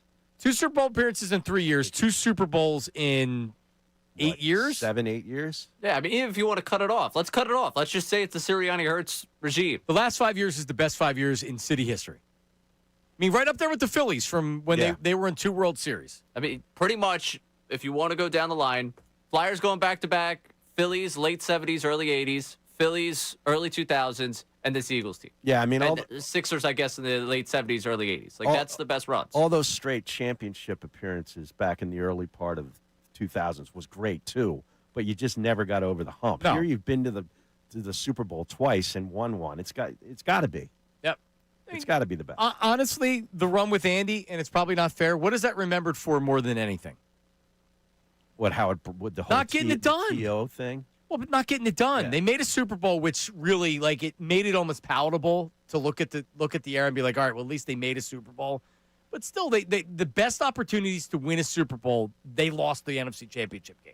Right. And then they got back to it with Arizona, and it's like, well, now they get to actually another shot at it. And then they lose that game. But even getting to that Super Bowl against New England the first time, it wasn't about, hey, we got to the Super Bowl, we lost. It was, great year. It was about Donovan threw up. No, you know what I mean? Right. There's always this other stuff. T.O. played with a broken leg. Right. He was the best player, and then he's doing sit-ups in the driveway a couple months later.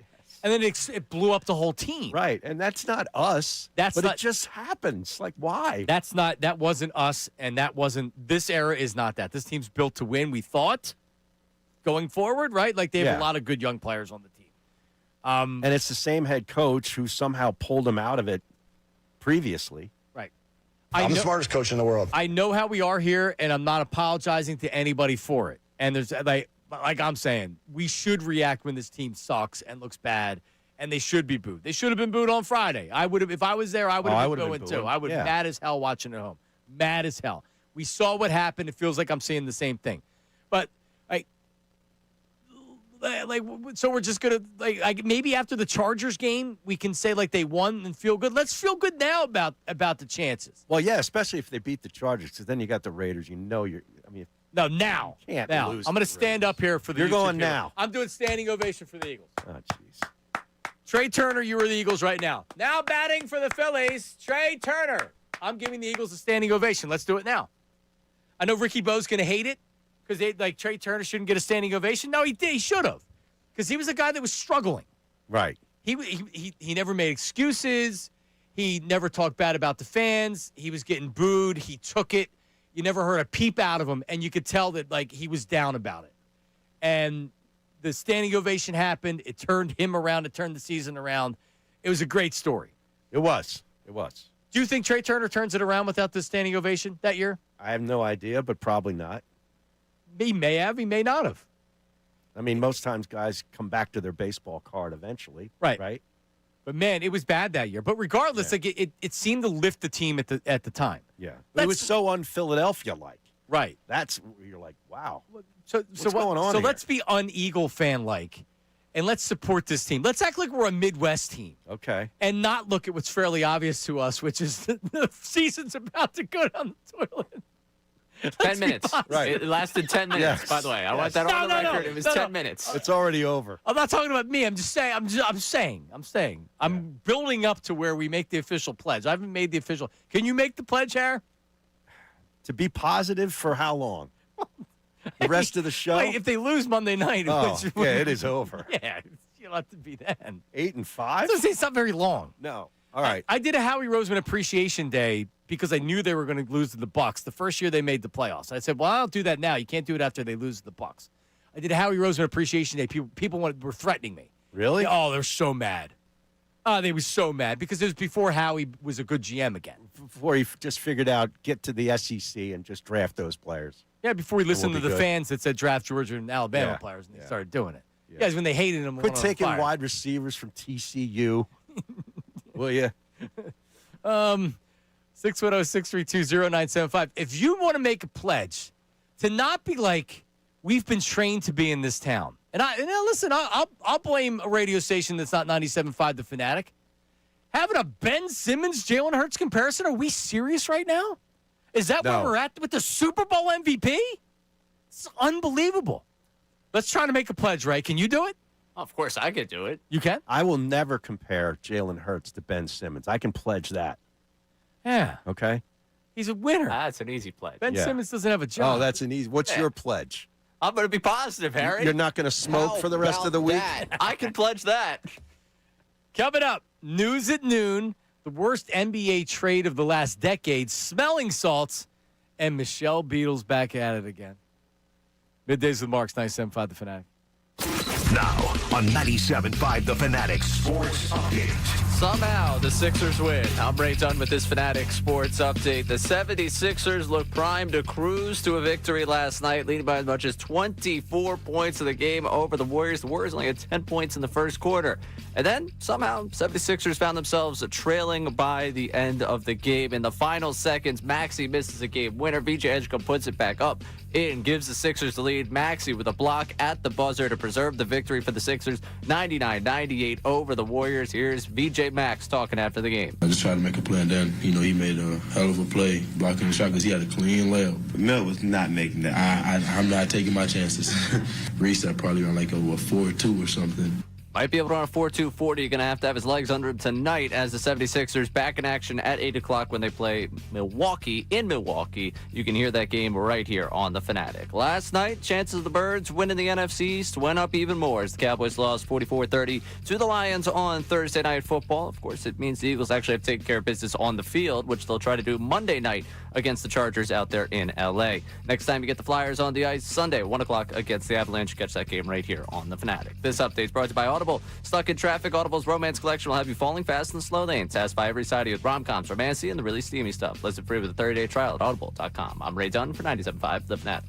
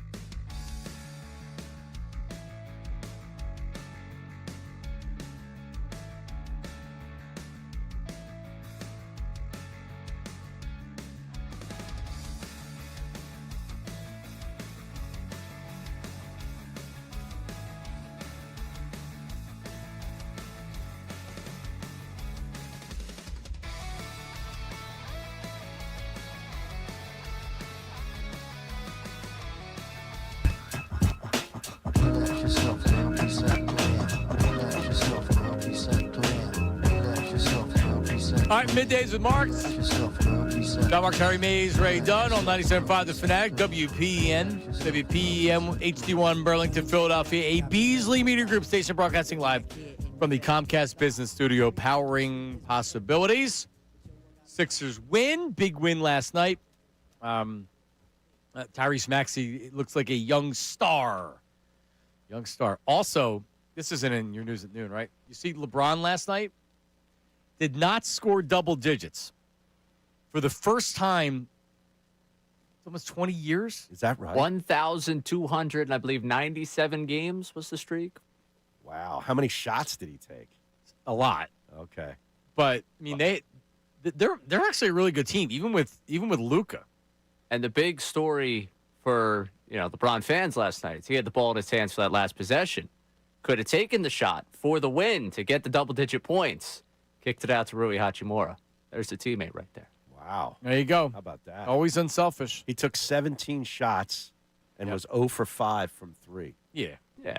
You earned that 8-point outing. Father Time is starting to catch up with him a little bit. Didn't he still have 10 assists? Or he had 12 11 assists and 6 rebounds. Including the game winner. Yeah. Rui hits the 3 from the corner for the win off the assist from LeBron. Averaging 14 points this year. You don't look away from Rui Hachimura when he's open at the arc. Of course. That's what I've long told people. Yes. But you definitely don't pass it to Austin, or don't pass it to Austin Reeves. You got to pass it to him. He had 44 last night. Yeah. He got doubled. Yeah. The ball was in his hands for the final possession. LeBron James is standing there on the left side. They're doubling Reeves on the right side. It's incredible. But LeBron, the fact that he can fight Father Time is the basketball IQ. Yeah. Like that play is why he's going to be able to still be a contributor to this team.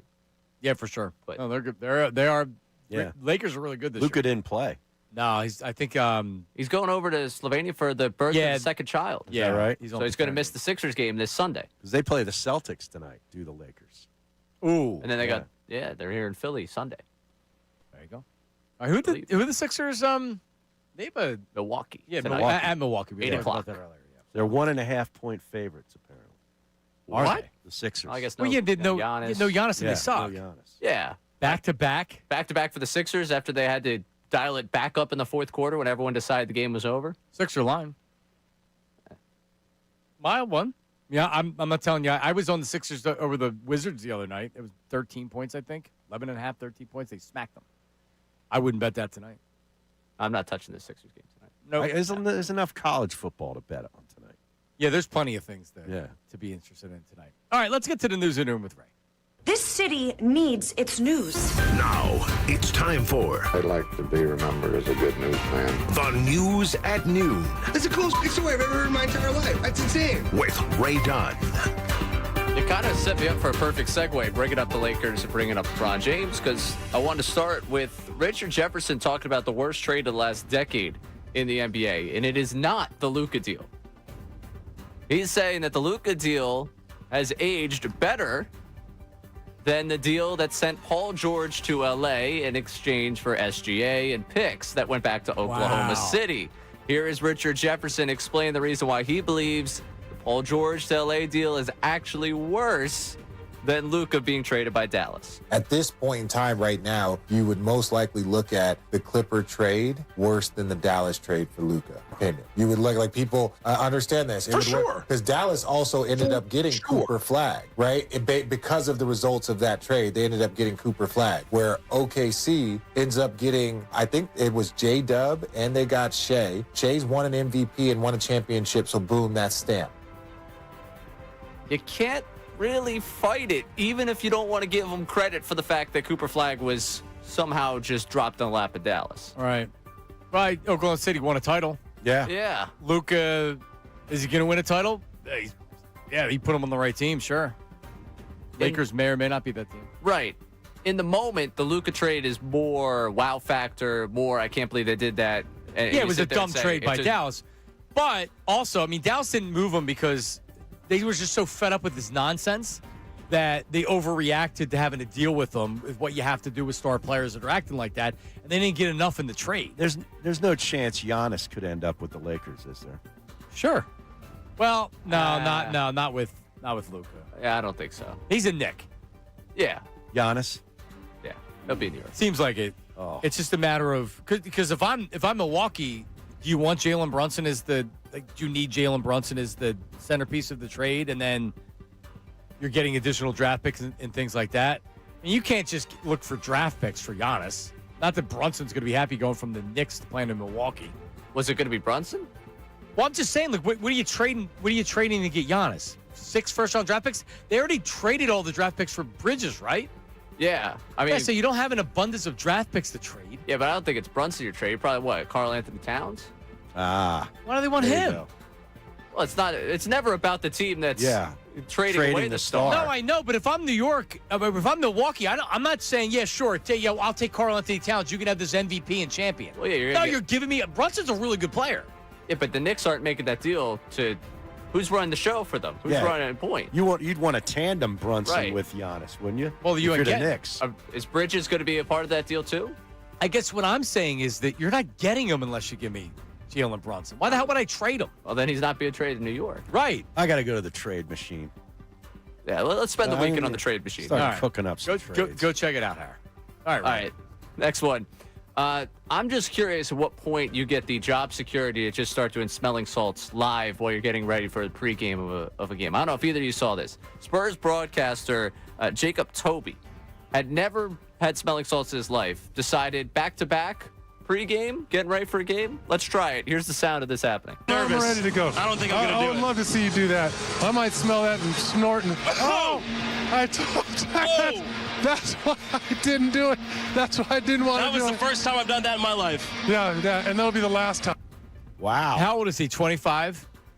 He looks young. I don't know. He sounds young. Here's why he does it. Because he knows it's a gimmick, and it's probably going to, he's trying to, be cool and do it on there, and now it's in your news at noon. That's Ray's news. I mean, that's why you do it. Yeah, right. He's 28. He's 28. Yeah, so you get these young guys, they don't know any better. You need to do this before the next Temple game. But I couldn't pretend like it was the first time I did smelling. You did smelling salts before? Did is probably a strong word there. I don't know if you do smelling salts. You sniff, all right, so you tell me what you say then. You've done it? Yeah, smelling salts. Why? Before a broadcast? Oh, not before a broadcast, no. Oh, well, before what? Before, just get a little energy, a little burst of energy. No, but where did you do this? COVID was a weird time when you were in college and you had nothing better to do before having relations? No. So Ray's telling us I got to do some smelling salts. He was in a dorm room in a temple during COVID doing smelling salts? Yeah. An apartment. Yeah, some call it smelling salts. No, not that. Some call it other things. I can't do that. I can tell you for a fact I've never done that. What bad influence brought smelling salts over?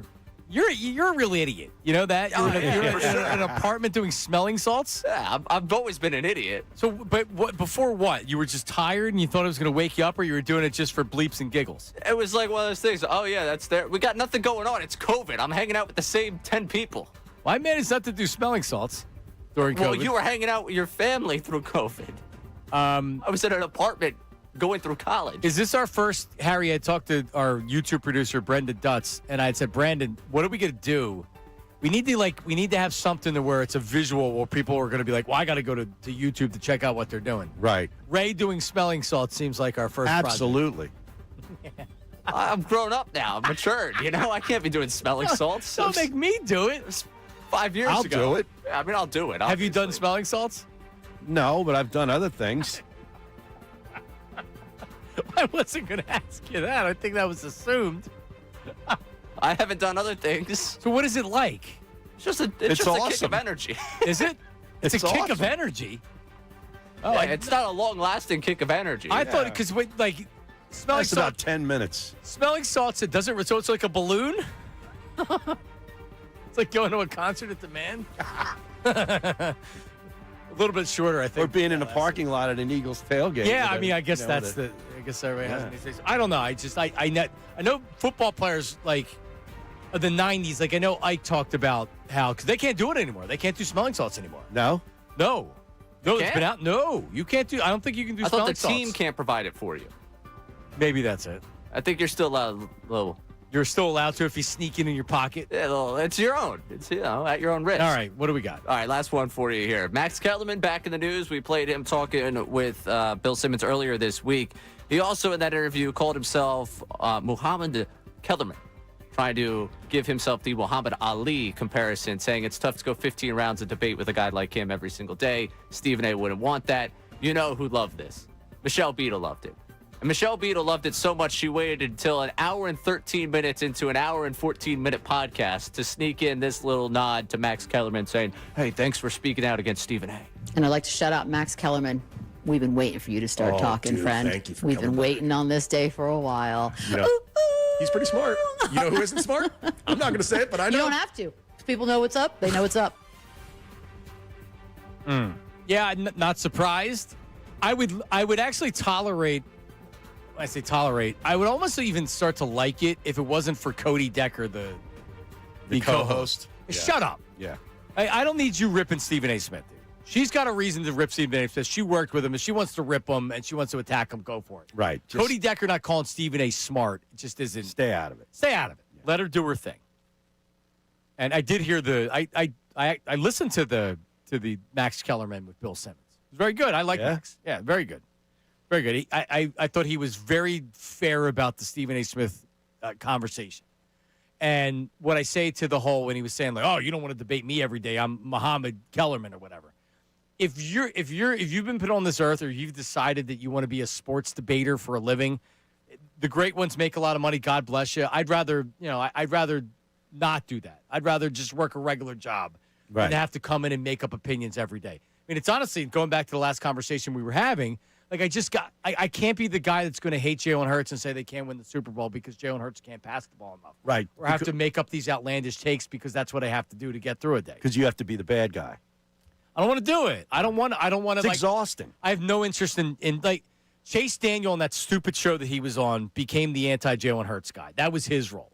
Everybody was that the Fox TV show that got canceled. Yeah, LaShawn McCoy was on it, right? Acho, I think, was on it. Yeah. All those guys had their role in the show. It was set up by former ESPN people. They were trying to recreate the debate thing. So all these shows to come out, it's like, oh, the debate show, because a couple of them worked, right? Nick Wright's very good at it. I have no interest in making up, like, that's not my thing. Yeah. I don't want to have to create this great debate. I was never on the debate club. Ray probably was. No, in the debate team, but I didn't have any interest in ever doing it. What was the slogan that you redid at the beginning? At the beginning of Sports Talk 950, the whole idea was that we're not going to be Howard Eskin and yell at you and call you idiots. Right. We want to have great sports debate without the hate. So I, very early on, I made it to where it said great sports hate without the debate. And I said I didn't want debate. I just wanted straight hate.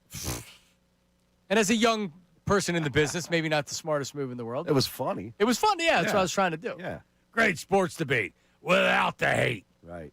No, you want then that's all it is. You need a little hate. Need a little bit of hate sometimes. Yeah. So like that's what unfortunately that's what this business has become in TV and in radio, where it's just about debate. Orlovsky has his role, Rex Ryan has his role, Ryan Clark has his role. This is all, it's like a movie. Yeah. And they're just casting people and they're turning them into what it is. That's all it is. And then Greeny's like, well, he's the traffic cop. Yeah, and he does a good job with it. Yeah. But yeah, forget all that. And then so I have Max Kellerman telling me, oh, Stephen A. doesn't want to take on me every day. Oh, shut up. I don't want to watch any of that. Now Stephen A., it's just like a circus. He brings all these guys on. It's all theatrics with Stephen A. And that's what Kellerman's saying is like, if he wanted to do real debates, I'd smoke him. But that's not what he does. He does the theatrics and the yelling and the screaming and the acting. Right. And he's very good at it. We like to play the cut sometimes.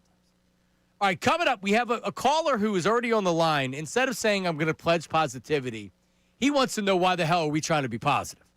That's coming up next. Middays with Marks, 97.5 The Fanatic.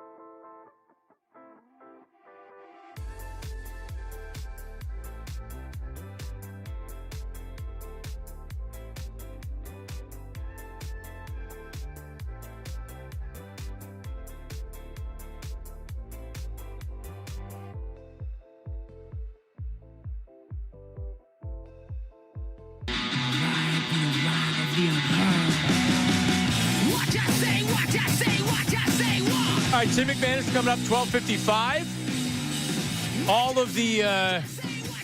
All your Eagles news, Jalen Carter, injury, how he feels. What does the locker room feel like this week? Tim McManus coming up at 12:55. Our locks in the 1 o'clock hour. Ray, you would have got coffee there? Would you make it down for coffee? Yeah, I went down to get coffee. I ran to Casey Boy. Whole thing. All right. There you go. Because we were like, is Ray in there? I was trying to ask you a question. I'm like, Ray?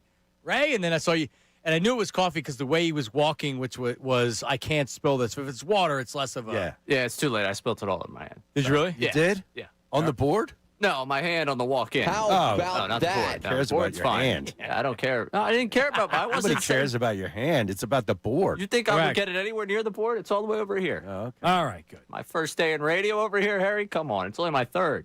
There you go.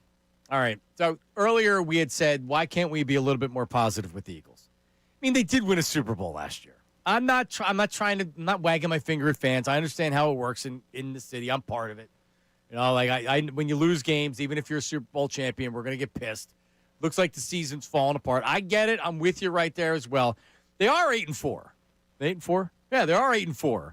They still more or less. They just need to win a couple games to make the playoffs here. They're going to have a home playoff game. Who the hell knows? But instead, and I'm guilty of it, I'm looking at it and being like, oh, well, like this is 2023 all over again. If they make the playoffs, they're not winning a playoff game, right? Well, it's the funny thing, too, because let's go back to that reel that we put out a week or so ago. It seems like a lot longer ago. Feels like months ago. When we were asking about who else do you fear except the Rams. Yep. You know? Now you got the Bears. Well, now you fear yourself. Yes. You fear yourself along with the Bears. There was a thought there after Thanksgiving that Dallas might have, snuck back in, and there's still a chance that they could. And now Detroit's sort of gotten themselves up off the mat. Yep. Yeah, that was right. That offense looked great. We know they have the potential. They were all over the place last night. They do. Yeah, no, like before I definitely was, what are we going crazy about? Let's take a step back. This team, the Rams, all right, the Rams are definitely a team that could beat you. But we'll beat anybody else. I don't feel like that anymore. Right. Even Green Bay. That Bears game, you had said it to start the show. Man, did that take a lot out of me. Took a lot out of me. Yep, It did. Yeah. So with all that being said, if we can give Trey Turner a standing ovation, let's be positive with the Eagles. So we asked people, will and can you make the pledge? Brian in Dallas, we're going to ask Brian in Dallas. You're an Eagle fan.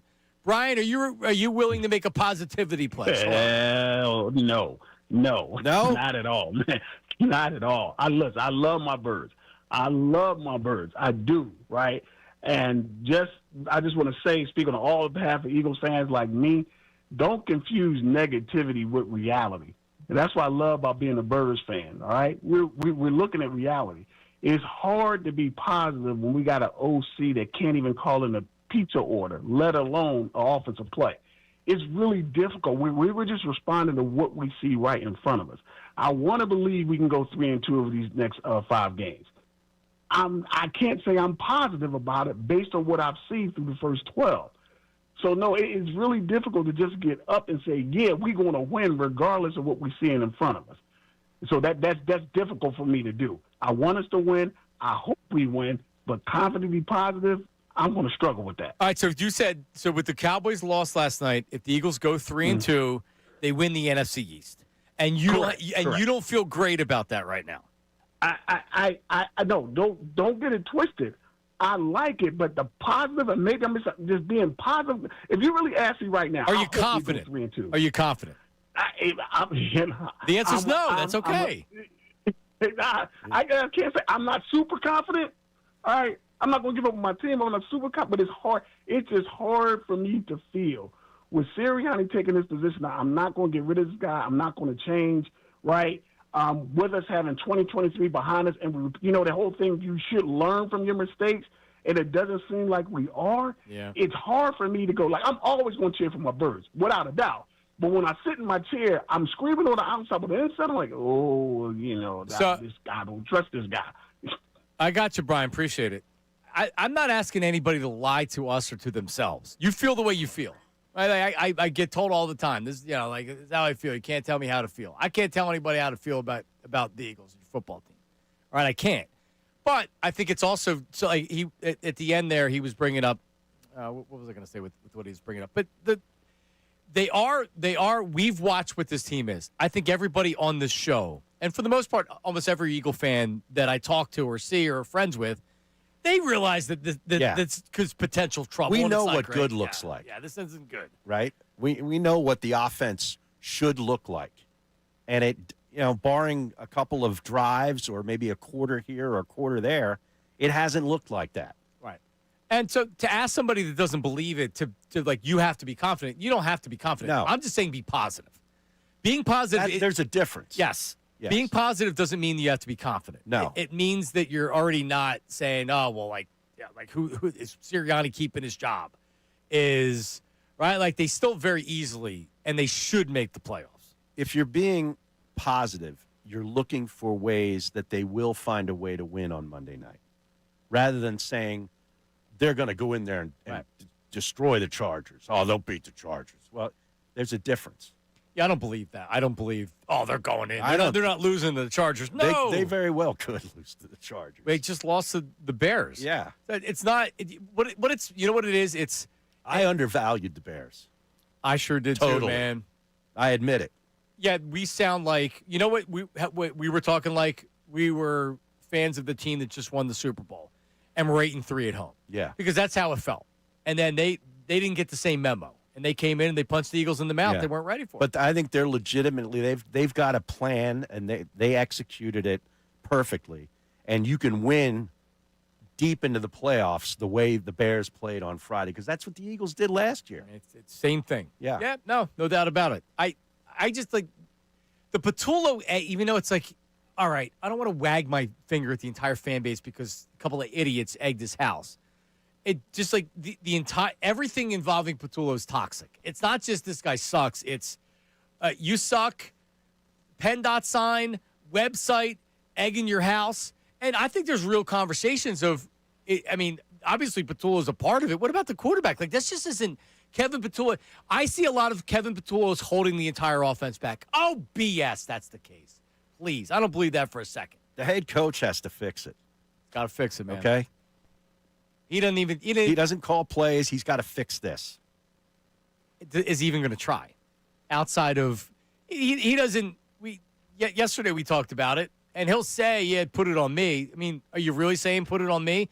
Are you going to the press conference and saying, I don't want to hear about Kevin Patullo. I don't want to, I'm the head coach of this football team.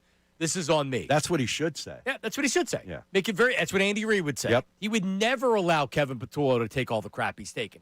I'm not doing a good enough job. Nick and Partisan, I don't want to say he's allowed it, like in that very sense, but by not being aggressive and defending it, you are kind of allowing it for it to happen. Especially when it happened before, under your watch. You know what I mean? Positive. Oh, that's right. 610-632-0975. Are people taking a pledge of positivity on the text board right now, Ray Dunn? No. Really? Not at all? No. I thought I was giving a good pitch. You were. We're not allowed to be negative, but you don't have to be positive. We don't want positivity when positivity doesn't exist. So we can't be negative or positive. Well, correct. We can't be anything. How can you be neutral? We can't be anything. I don't know if you've caught on to this one. I have. Yeah. 610-632-0975. Jalen Hurts took issue with the idea that he's not interested in running the ball yesterday.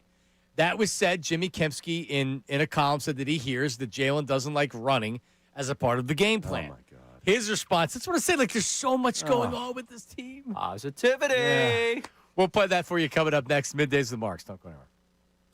Now on 97.5 The Fanatic Sports Update. Somehow the Sixers win. I'm Ray Dunn with this Fanatic Sports Update. The 76ers once led the Warriors by 24 points before collapsing in the fourth quarter and trailing by a point with just a few seconds left in the game. Tyrese Maxey got the ball in his hands, and this is what happened. Maxey dribbles to the right side, hangs, fires, short, rebound up, and in. Bona put it in. Point 9, Warriors inbound. Melton has it, blocked, and the Sixers win the game, and they storm the court. The Sixers win 99-98 over the Warriors. VJ Edgecombe with the putback to give them the lead. Tyrese Maxey the block to seal it. And now it's a back-to-back for the Sixers. They got to find the legs to play the Bucks tonight at 8 o'clock. You can hear the game right here on The Fanatic. Last night, chance of the Birds win the NFC East went up because the Cowboys lost 44-30 to the Lions on Thursday Night Football. Of course, to win the NFC East, the Eagles do have to win a football game.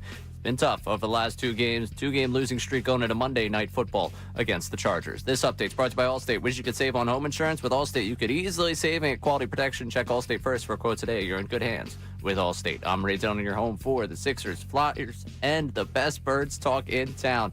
97.5 The Fanatic and 97.5thefanatic.com.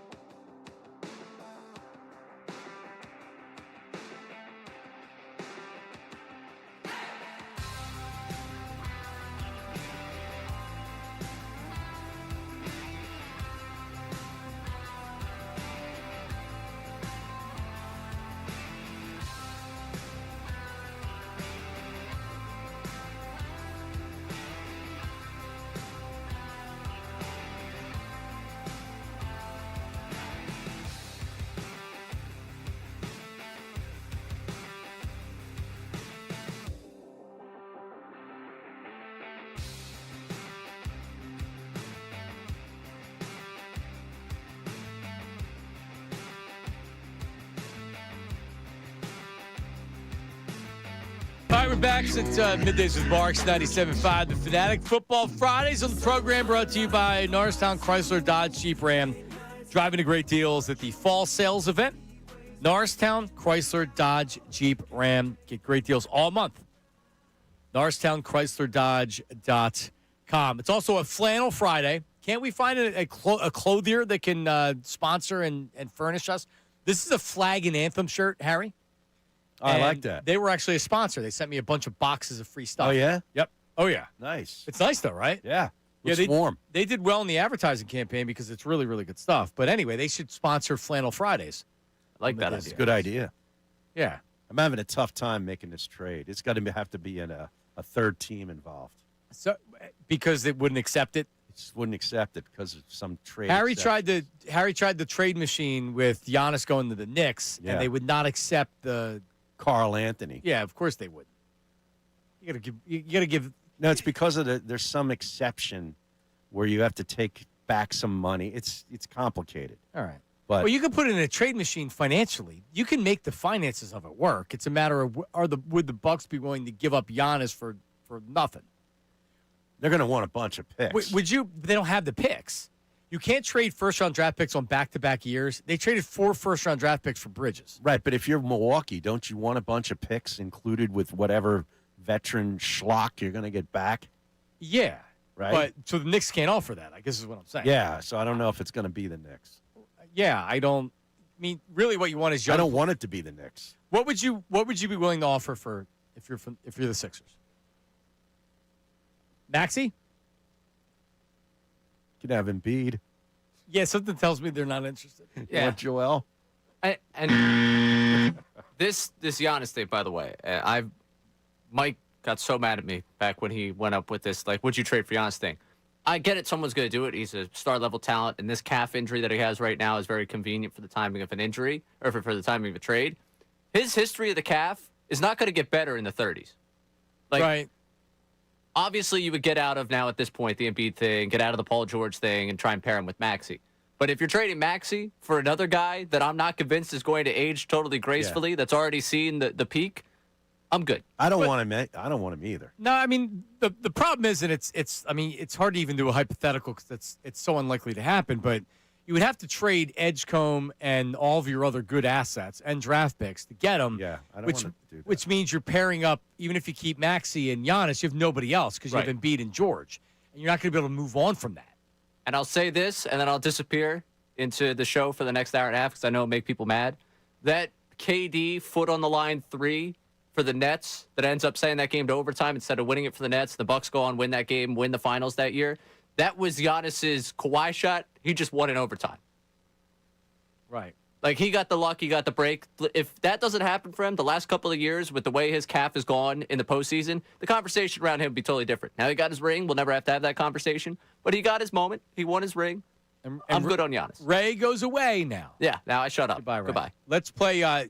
So we talked about this earlier this week. Jimmy Kempski gives out awards on Philly Voice after every game, and I'm paraphrasing what he said, and it wasn't like a report that he came out and said, but he was talking about the Eagles' running game and Jalen Hurts running, and he said that he hears that Jalen Hurts doesn't like a lot of designed runs in the game plan. Was how he termed it. What is with this guy? What do you mean you don't like a designed run every once in a while? It doesn't make. I mean, it doesn't. It's not crazy to think that he would say that. All right, Harry, look from his perspective. He was getting banged up when he was running around a lot, right? Yeah, that's part of his deal. That's part of what made him good. Agreed. I'm trying to look from his perspective. Okay. Why he would say this. All right. The reality is he's not a good enough passer to not have that as a part of his game. That's the point. I know. I think everybody else sees that. So, I mean, it wouldn't make – but if he believes that, well, it doesn't matter, we're still winning, I don't want to get injured, you need me on the field. Yeah. What this offense needs is zone reads. It needs the stuff they were doing back when he was actually a factor in the running game. It would help the running back and the offensive line. I agree. So he was asked about it, Ray? Here's the back and forth with reporters. All right, here it is. Reporting that maybe you're not as willing to run the ball this year. I was wondering if that's true, or if you approach the season the same way. Yeah, if you don't mind me asking, what is how we come to that conclusion or rationalize that? So it wasn't my reporting, but there's been reporting that you don't want to run the ball as much this year. Okay. I've always been focused on doing whatever, it takes to win, and I've always put my energy on trying to bring a game plan and the strategy that week to life. So I'll continue to do that. Well, that sounds like BS. See, I think that someone, and clearly somebody inside the Eagles is doing a little bit of a smear campaign right now. Because even, so if someone says that to Kempski, it's not necessarily that they're trying to make Jalen look bad, then they're explaining what the problems are. Because if you remember Chris Collinsworth, on the broadcast said, why aren't the Eagles using more design runs with Jalen Hurts? Like, what are they doing? Right. Are they saving them? So you know that the Eagles inside hear that when Chris Collins says something like that, or Chris Collinsworth says something like that. So now they're saying, well, here's why we're not doing that. The quarterback doesn't want to do it as much. And why would you do that if you're the Eagles? I'm not saying that somebody in there is not doing it, but that is awful. There's been a lot of fingers being pointed at. I mean, look at the things that are being said about Jalen Hurts to the media. You had the D-Gun stuff. You had the Diana Rossini stuff. And that's coming from inside. You would think. It's coming from the inside, yes. And then this with Jimmy, where maybe the Eagles don't even realize that they're smearing him, but maybe. So here's what I was trying to say before. I don't think that it has to be Jalen marches down to the office and says, I don't want designed runs. Don't put no design runs in the game plan. I don't want that. There's no way. That didn't happen. But, I mean, going into the season, if I'm Jalen Hurts, and I think that I just won the Super Bowl MVP, I was throwing the ball all over the place, you evolve as a quarterback. And generally, he hasn't. He hasn't. Generally, like with Donovan. Donovan, early in his career, he ran the ball and he was very good at it. As he got a little bit older, he didn't want to be that same running quarterback, in part because the running quarterback was derogatory to call him a running quarterback. Right, it was like a stigma almost. It was like, you're a black quarterback, you can't throw it, we call you a running quarterback, and Donovan didn't want to be called that. Right. So almost to his detriment, maybe he stopped running as much, but also was to preserve his health. These guys take shots when they're out there running around, even if they're not being – when Jalen's out there running the ball, I never get a sense that he's being erratic or he's being reckless. Like Jackson Dart. Like Michael Vick, Jackson Dart. Yeah, Michael Vick used to be reckless. He would take shots he wouldn't need to. Right. Jalen never does that. He never wanted to slide, Michael Vick. He thought he'd get hurt sliding. Or he didn't think that it was manly to slide, to give yourself up. Jalen, it makes sense to me as a quarterback to say the biggest thing I need is my health. The problem is you don't throw the ball well enough to where you can't have the run as part of your game. That's how it works. Yeah. They're not asking Joe Burrow to do designed runs. He's got an arm. They don't need to do that. The last thing you want him is running around, and he takes too much contact as it is. Yes. Josh Allen. Because his offensive line stinks. Yeah, it sure does. Yeah. All right, 610-632-0975. All right, we have a positivity pledge to go over. And more criticism of the positivity. So I'm trying to be positive on the team and make a positivity pledge, and I'm getting criticized for being positive. Right, because we can't be negative or positive. We can't be positive or negative. Can't exist. 610-632-0975. Tim McManus at 12:55. Middays with Marks, 97.5. Unfiltered with Ricky Bo.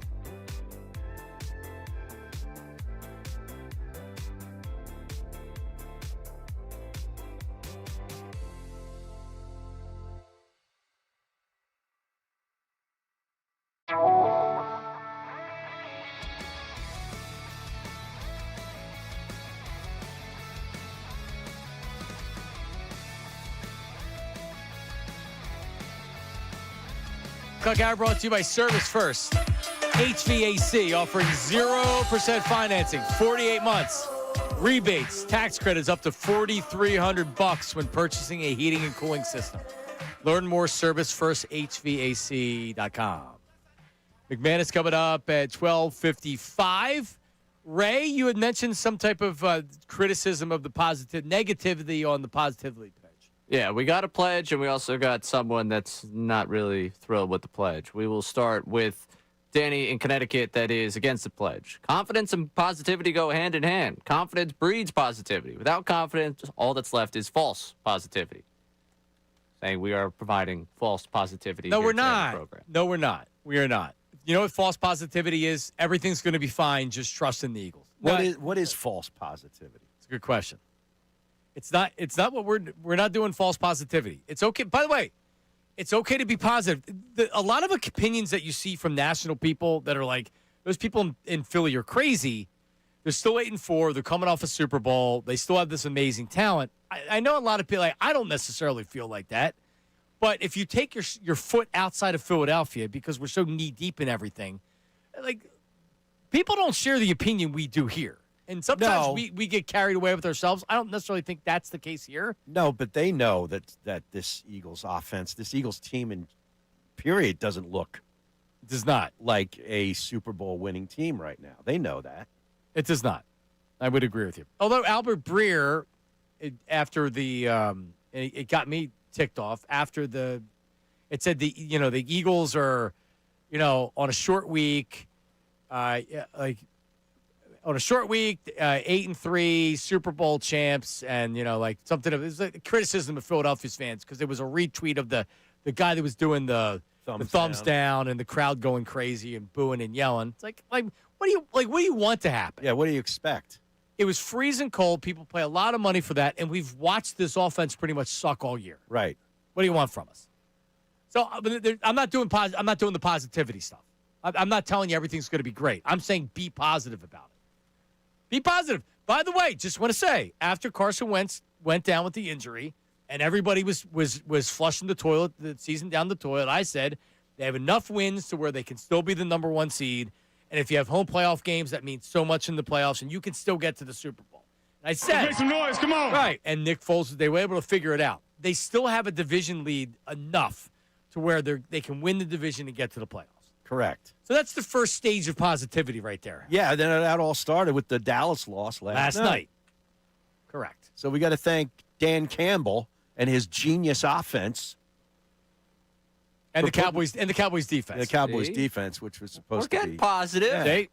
Positive's rolling here. We got Jeff the mailman checking in. I'm taking the pledge of positivity, full cup of water of positivity. If you sit here and really think about it, we just lost 2 games in a row. That's it. We're still the defending world champions. Or maybe I'm just delusional. But he was positive through most of that text. Pledge of positivity. We needed to do it earlier in the week because now this is the last day before, I guess Monday we can do the pledge of positivity. Yeah. And then depending on what happens You might Tuesday. have more results on Sunday that make it even more positive. Who knows? Because if they win, then everybody's going to be positive, and what we say will just be kind of rinsed away by the ocean water. Right. Yeah, we weren't the positive ones. Right. Either Green Bay or the Bears are going to lose. Right. Right? Well, that's positive. That's great. Or maybe they One of them tie, has to lose. and Green Bay has 2 ties. What does that do for tiebreakers? I don't know about Pretty great. If If you you think think about it, how many quarterbacks have tied twice in one season? Oh, your boy. Yeah, I mean, that would put him in rare air. Right. They might have to put his cleats in the Hall of Fame. You would think. I mean, his cleats are going to get there before he does. Yep. Yeah, they're losing. Who do they play? I don't even know. Packers and the Bears. Oh, they play each other. They played each other twice in the last couple Lambeau, weeks. correct. Oh, what's the line on that? It's 6.5 Green Bay. Because I should have looked at the line. Last I looked. 6.5 Green Bay? Yeah. Oh, there you go. Yep. We got a text earlier about that idea of how many of these contenders in the NFC are actually playing each other down the stretch here. And as down as we are on the Eagles specifically, just by sheer nature of these games being played, there's going to be a lot more losses at the top of this conference coming up in the next month than we think. Yeah, good point. Rams lost to the Panthers. Yeah. Andrew Salciunas checks in on the text line. Says, Wait a second. Salciunas says the only B positive for me is, and then he sends me his blood type, which is B positive. Oh, jeez. I didn't think we were changing the morning show's mind. Wow. Well, actually, John Kincaid's been pretty positive. 2023 PTSD for me right now kicks in when we're talking about being positive, because I remember when we came in for that Buccaneers game, Salciunas being like, you know what? It's an Eagles playoff game. Let's get ourselves ready to go. Doesn't feel good. Doesn't feel good. And I was sitting there the entire time like, oh, man, I'll try and be positive for it. I got no positivity in me right now. I feel a lot more positive about this group than I did going into that playoff game. But as we're doing this conversation, I was thinking back to that show exactly. All right, let's see if we get both phone calls in here. Cam and Philly. Cam, what do you got on Jalen Hurts? Hey, I just wanted to touch on a comment that was talked about Jalen running more specifically him evolving as a quarterback. We really look at the numbers. He's been a really good quarterback from the pocket. Like, since 2023, he's over 70% completion percentage. I just wanted to think about it from a different perspective. Is it him evolving as a quarterback, or is it the offense not evolving around him? Look at his best years in 2022. Obviously, he had a coordinator for two years, the only time in his career, and none of these questions were brought up that year. Then you also looked at the structure of offense where, Nick Sirianni praised Quez Watkins for his ability to stretch the field with his speed. And right now, I don't see that we have a guy that could do that and open some of those things over the middle. Yeah, man, you went Quez Watkins in your argument. That is elite, Cam. Yeah, I mean, Cam, I think it's fair. Talking about the speed. No, I understand. Yeah. Like, I think it's fair to. It's not a matter of how much the offense and the coordinator is contributing to the Eagles' struggles this year, because it's obviously a part of it. The fact they can't run the passing offense wasn't good last year. Everybody put Kellen Moore in the Hall. I don't know if you know this. He's a Hall of Famer now because they won a Super Bowl last year. Right. Oh, my God. Kellen Moore was so good. Right. He was good enough to get hired by a bad organization. Kellen Moore was fine last year. They handed it off to Saquon Barkley, and he ran through big holes in the line and did backflips, and they won a Super Bowl. Defense was great. Let's not act like that this offense was great last year. The passing offense was great last year. They had the same problems last year. Right. Herb, I know you want to get in here. Herb, I'm sorry, man. Go ahead. Herb's been holding for a while. Herb from Northeast Philly. Herb, go ahead. Won't let me punch it up there. Right? Uh-oh. More phone problems. Herb, hello. About this running game, okay? Boys, Barkley doing this, doing that. He ain't get. The problem is, okay, it all starts with up front, okay? You make your blocks, okay, then you're going to get some yards. You're going to get 5, 8, 10, 15, 20, whatever, okay? This offense, if this line is healthy enough, if this line is healthy enough to block and pass block, okay, they need to mix it up. So hang on a second. Hang on a second. Herb. Hold on a second. I know you got your spiel. I just gave you 30 seconds. Do you feel good about the Eagles winning on Monday? Yeah, I feel good because I feel good. I think they're going to step it up and things are going to get done, okay? My lot have talked a lot this week. I think it's going to get done, okay? They're going to be out there, nice weather, okay? This is false positivity. They usually play good. They usually play good. There'll be a lot of Eagle fans going out there today, tomorrow, Saturday, whatever. So, It's actually, Herb, I'm sorry, I got to run. It's a great point. Okay. It'll be, he's gone. That's Ray. Okay. It will be, that's awesome. Okay. That's a nice, clean one. That's terrific. Getting out of Philadelphia and not playing at home is probably the best thing for the Eagles right now. I agree. And anybody that's making the trip, there's going to be a lot of Eagles fans out there, so they will boo you. It's not going to have the same, I hope it doesn't. I guess it could. Oh, Eagles fans out there booing the Eagles. Yeah. Oh. Because doesn't it sound like a home game when they go out there? It's good that they're not playing at the link this week. That's what I'm trying to say. Yeah, that's not a home field advantage for the LA teams, especially the Chargers. Coming up next, Tim McManus on everything that we're talking about with the Eagles, Jalen Hurts' injuries, and much more. That's coming up next, Middays with Marks.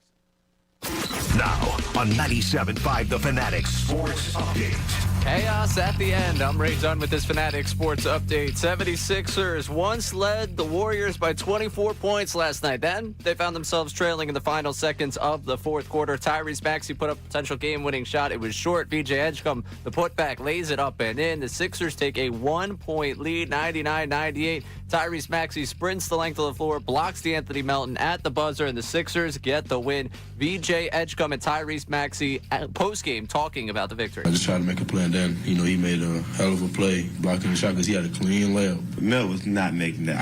I'm not taking my chances. Reset probably around like a 4-2 or something.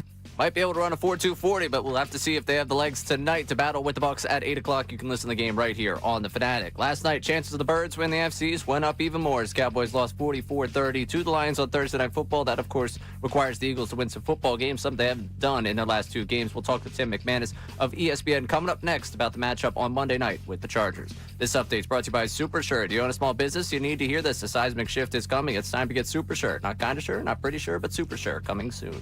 I'm Bray Dunn on your home for the Sixers, Flyers, and the best bird stock in town. 97.5 The Fanatic and 97.5thefanatic.com.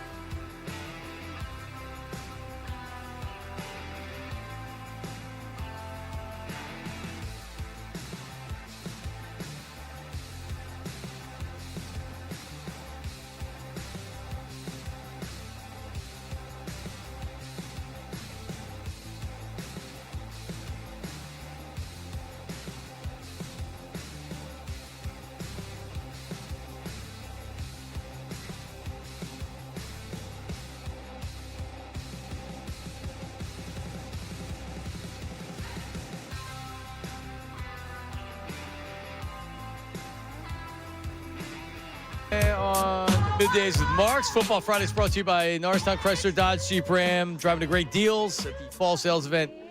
Norristown Chrysler Dodge Jeep Ram. Get great deals all month long on a Chrysler Dodge Jeep or Ram.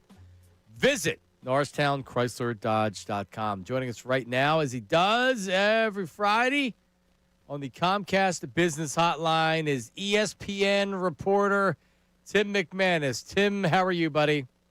What's up, guys? How we doing?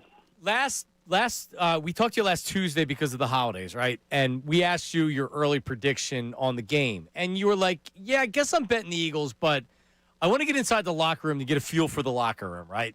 So when you got in the locker room last week, what was your feel? Did you still think they were beating the Bears? Did it change your opinion? I mean, I don't know that I was ever fully convinced that they were going to beat the Bears.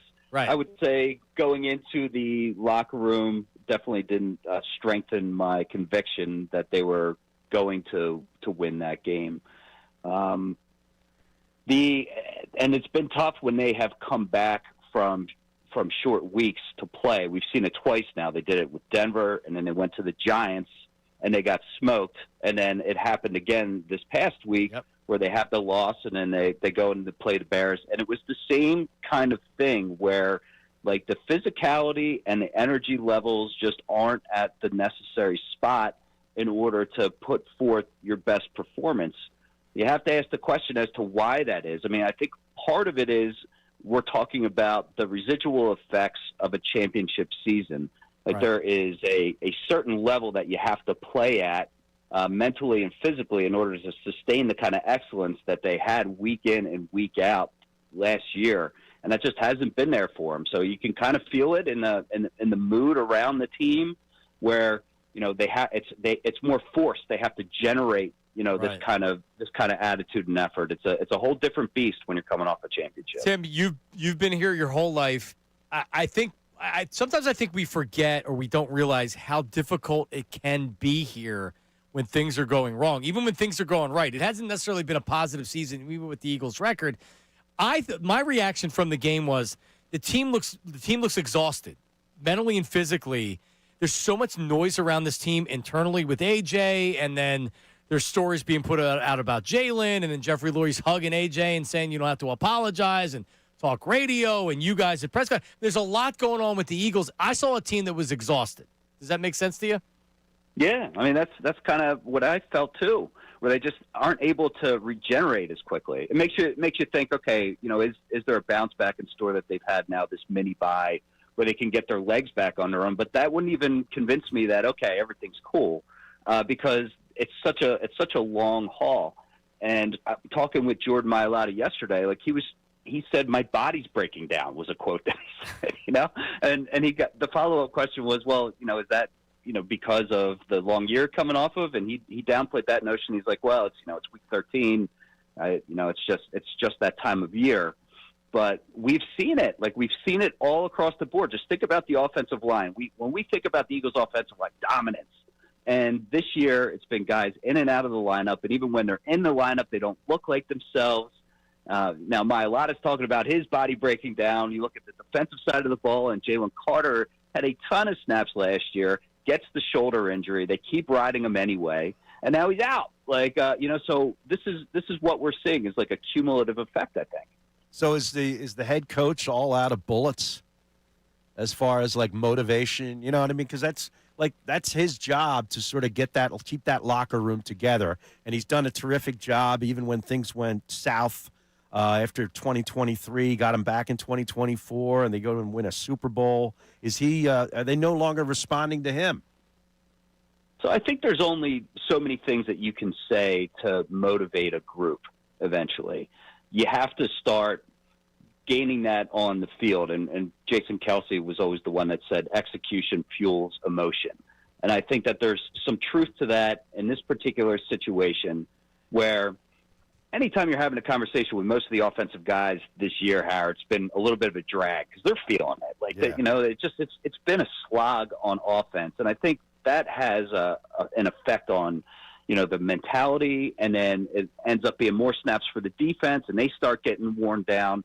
So I think really the answer lies more in the X's and O's than it does in the speeches, in the messaging when it comes to Sirianni. I think the way to fix this thing is to get that offense going. And I think that there is I don't want to call it an easy fix, but I think that this is the one that it's been talked about a lot this week that's staring them in the face. You got to run Jalen Hurts more. All right, there's reports that he didn't want to run as much this season, whether, that proves out or not.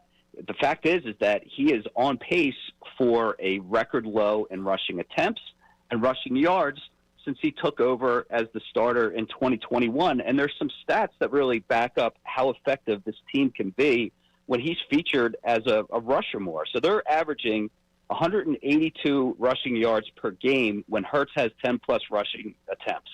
And it drops all the way down to 135 rushing yards per game when he has less than 10. The Eagles are 9-1 since last season when Hurts has 10-plus carries, and they're 11-6 when he does not. Wow. So this is like we're talking about, well, how are they getting this offense going? It's too predictable.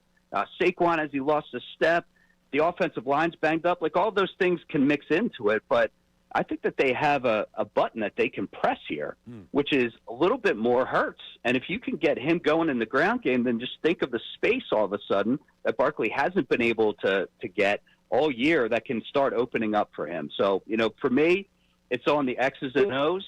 And I think that this mini bye was used to try to problem solve. And I bet you coming out Monday night, one of the things that we start to see is more Jalen Hurts in the ground. Yeah, I mean, because even his runs are scrambles or design runs that a lot of times he checks to score a touchdown, draws. There's no zone read. Do you remember when Jalen got hurt when Swift was the running back, so it's 2 years ago? They went from being able to run the ball very well to the threat of Jalen Hurts not having the zone read and keeping it totally changed their running game. When Hurts went out with the injury, it's like, wow, they're not the same offense running it. They can't run the ball this year as well as they want to. Bring back the zone read. That's where I think Hurts maybe doesn't want to do as much because he'll scramble, but they're not the design where I can keep it and I can run, right? That's where I think that's where, to me, it would make sense that Hurts wants to move away from. Yeah, where I feel like defenses have adjusted to the RPO since it came into the NFL and was popularized, and the Eagles, as a result, went away from that this year. Instead of being like, all right, well, how do we sort of work around that and find new options through the RPO game? Because I totally agree with you. When they're doing the zone reads and the RPOs, then you'd have the unblocked defenders on the edges. You have people respecting Hurts' ability to run, so they're not crashing off the edges. And then there's more space that's going to be provided for Saquon Barkley. And if we're talking about, well, all right, how did the Eagles save this season? It has to be with Barkley getting back to the way that he looked in 2024, or at least close to it. I don't think that we can say for sure, like, the pass offense will carry them. Like, we don't have evidence that suggests that will happen over a sustained period of time. It has to come on the ground. And so it needs to be a Barkley-led initiative. And the way for that to happen, you got to help him out. You can't have the stacked boxes. He's running into 8-plus stacked boxes 33% of the time right now. That's up 13% from last year. Why is that? Part of the reason is because of the ineffectiveness that they've had, in whether it's the design runs and in the pass game. You got to help him out a little bit and get him back going, and I think this is a big way to do it. Hey, Tim, we obviously know the offensive line has multiple guys banged up, but now you got Jalen Carter on the defensive side. How bad is this shoulder situation? How long has it been going on, and how long do you expect him to really be out? Yeah, it's been going on for a while. So, I mean, we go all the way back to the summer with this one. The first 3 days of training camp, Harry missed because of a shoulder injury. I remember week 2 talking to him after that Chiefs game, and he was like running around where his arm was like dangling, and he said he was dealing with the stinger. And then he has been not as effective as is normal, what can be like an all-pro self.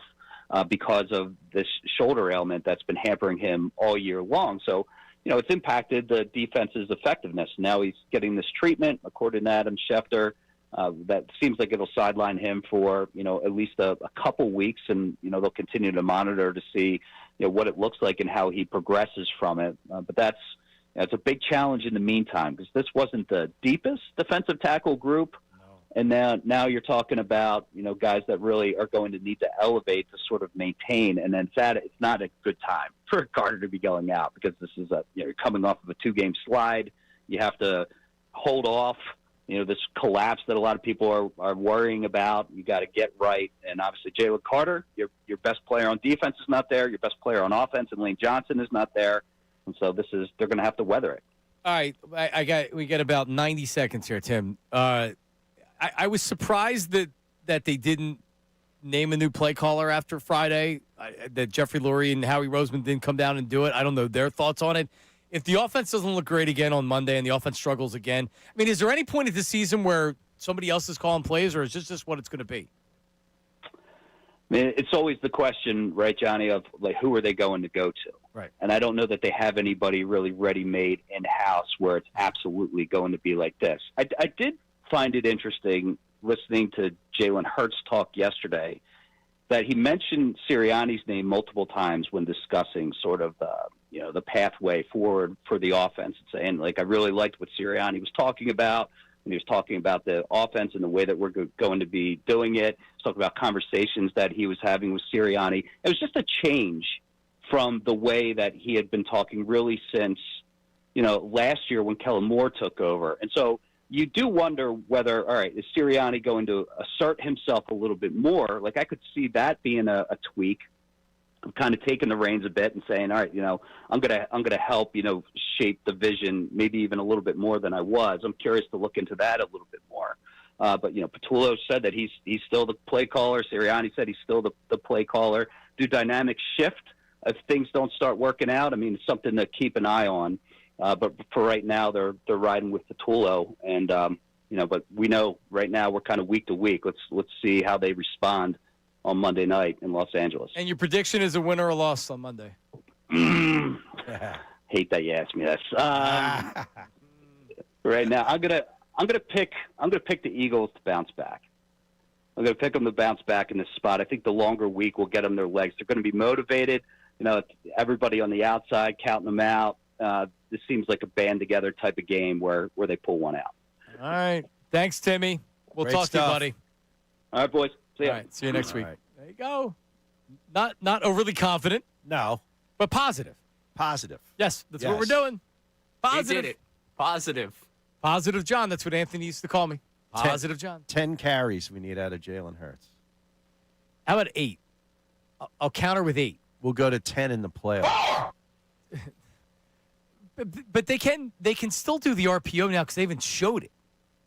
Isn't it time to go back to some of the stuff that worked? You haven't used it all year. He carried it 10 times against Detroit. I don't know how many of those were scrambles. The only other time during the season was Dallas, week 1, 14 carries. Well, if you remember in 2023, almost out of desperation because nothing else was working, he was running the ball a lot in designed runs. I'm not asking for that. No. You need a couple spots where You can't be the leading rusher. Hey, Harry, if it's 3rd and 5, if it's 2nd and 5, and you need a drive, how about a little zone read where the defense isn't sensing it, and he gets a nice 20, 30-yard gain. They're not getting any chunk plays out of the running game this year. There's a problem. No home runs from Saquon. All right, coming up, we got the Jordan Mailata breaking down comment. Jalen Carter's hurt, and the defense, but also Penn State apparently is hiring its head coach for football. Oh, yeah? We have that coming up. Breaking news coming up next. It is Middays with Marks, 97.5 The Fanatic. Let's talk about my hair. That's right. Not everybody can have great hair like Harry. I have great hair now, but that's because of Morgenstern Hair Restoration Team. They've been doing it so long, and they did it for me a while ago, and the hair is still looking great. So maybe you see a lot of social media commercials, or maybe you see whatever, or you hear somebody like, yeah, I'm doing this. I have this shampoo. It's supposed to unclog the follicles or whatever. I can tell you this for sure. What's going to get your hair back is Morgenstern Hair. That's who's going to get your hair back. They did it for me. Otherwise, I would have shaved my head by now. I had typical male pattern baldness, and it was eliminated. I got my hair back. You can see pictures if you go to morgensternhair.com. If you go to my social media feeds, my Instagram, right, watching live on YouTube, you can see what it looks like in everyday situation. The hair looks great, and we're not just talking about hair transplants. There's a lot of different science. In 2025, you can get your hair back, and nobody's ahead of the curve more than Morgenstern Mayer. Over 30 years of experience, so that means the most success in the Philadelphia area. You can call their office at 610-980-4000. Tell them I sent you. 610-980-4000, morgensternhair.com. Philadelphia is a sports city full of passionate and not.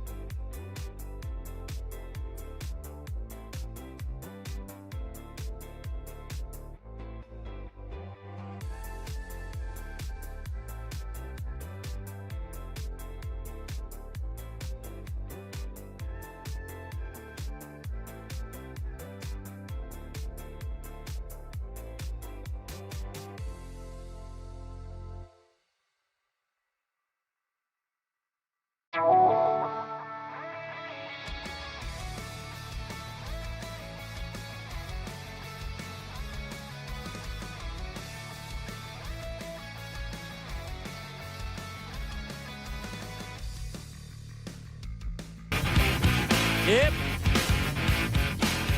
1 o'clock hour brought to you by Morgenstern Hair Restorations. Great teams stick together. So does great hair. Morgenstern Hair Restoration. Championship results. Visit morgensternhair.com or call them 610-980-4000. Our locks are coming up. Next segment, Ray? Next segment. YouTube chat recap before the end of the show, so don't go anywhere. Penn State, it seems like, and I don't know why I'm so interested in hair. I guess I like college football as much. I'm fascinated by it. I am too. Yeah. And there's way too much to actually do on a local radio show segment in Philly because there's a lot of elements and everything else. I actually was this morning somehow listening to LeVar Arrington on national radio. And I guess there's this crusade from the Paterno faction to make everything okay again with the Paternos. And they want their interim coach, Terry Smith, to be the permanent coach. Correct. He wears the 409 patch on game days. Right. He played for Joe Pa. Coached under him. Yeah. Coached at Temple, too. Did he really? For a year with Matt Rule. I did not know that. Yes. So he apparently – so the money up there is that – so what LeVar was saying was that everything that's being done by Jay Paterno and the Paterno family is to undermine the administration of Penn State. They wanted Franklin out, so they were pushing Franklin out because the donors wanted Franklin out. Right. The board, the important people, the board of trustees or whoever, they have a lot of influence from the Paternos. They wanted this Terry Smith guy to be hired permanently, not somebody from the outside. Correct. So apparently that's not happening, Harry. That's a tough situation if you're Pat Kraft, isn't it? The athletic director. Director. Yeah, because you're fighting against stuff you don't even realize probably when you take the job. And you also have Jimmy Sexton, the big agent for a lot of these coaches, working against you because Franklin was his guy. He's Franklin's agent, so now he's directing his other clients. No, you stay clear of Penn State. The dude that went from JMU to UCLA, I don't even remember his name. Chesney, not Kenny Chesney. No, Bob Chesney. Right. Sexton, Jimmy Sexton. So Jimmy Sexton's telling his clients, which are a lot, now you want to stay for Penn State. That's a mess up there. Right. Why would you go to UCLA over Penn State? Well, unless your agent was saying no. Go to You know UCLA, what I mean? be a 500 team for a couple years. They'll look at you and say, he's a really good young coach. Let's hire him. As opposed to going to Penn State and having Jay Paterno and family undermining everything that you do. I mean, it's got to be part of it. If that's the word out there, which, I mean, and maybe Sexton was right to say, hey, you know why Franklin in part was fired? Because this whole faction of Paterno people wanted him out of there. Sounds like a mess. And now they lost all the recruits. Yeah, they have the second worst recruiting class. Now, that was Ray putting that in there. He's loving this. LeVar Arrington. No, I'm not loving this. This is terrible. This is LeVar Arrington, quote, talking about the crusade to clear Joe Paterno's name.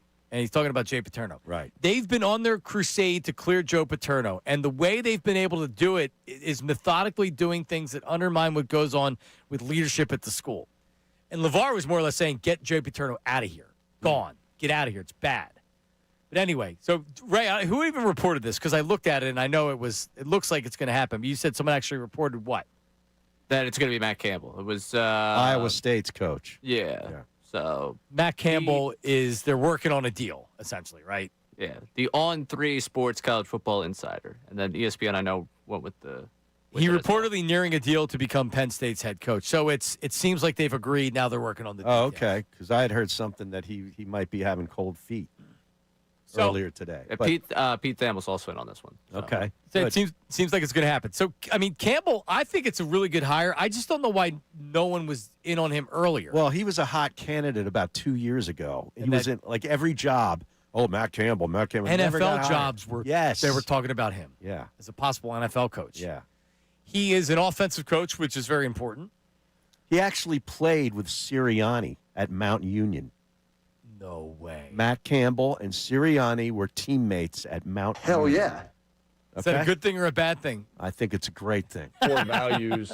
It's a great thing for us. It's a great thing. Sirianni would be a great college coach. So Campbell, Iowa State has never been a good program, and he's turned it into, and it's not every year, but they've been, I don't know if they're ranked right now, but they were nationally ranked last year. They were ranked a bunch. They had Brock Purdy that was the star there. And you know who's their quarterback now? I watch a lot of Iowa State football. It's another analyst's son, right? Rocco Becht. Anthony Becht, who's a local guy. He's a Delco guy. Anthony Becht. Anthony used to love having Anthony used to love Anthony. I'm sorry. Anthony Becht was a tight end that was drafted in the first round by the Jets, and then he played for the Bucs. He played at West Virginia. He's a first-round draft pick. Correct. Had a good NFL career. So his son, Rocco, Rocco. He grew up in Florida. Anthony's a Delco guy. Yes.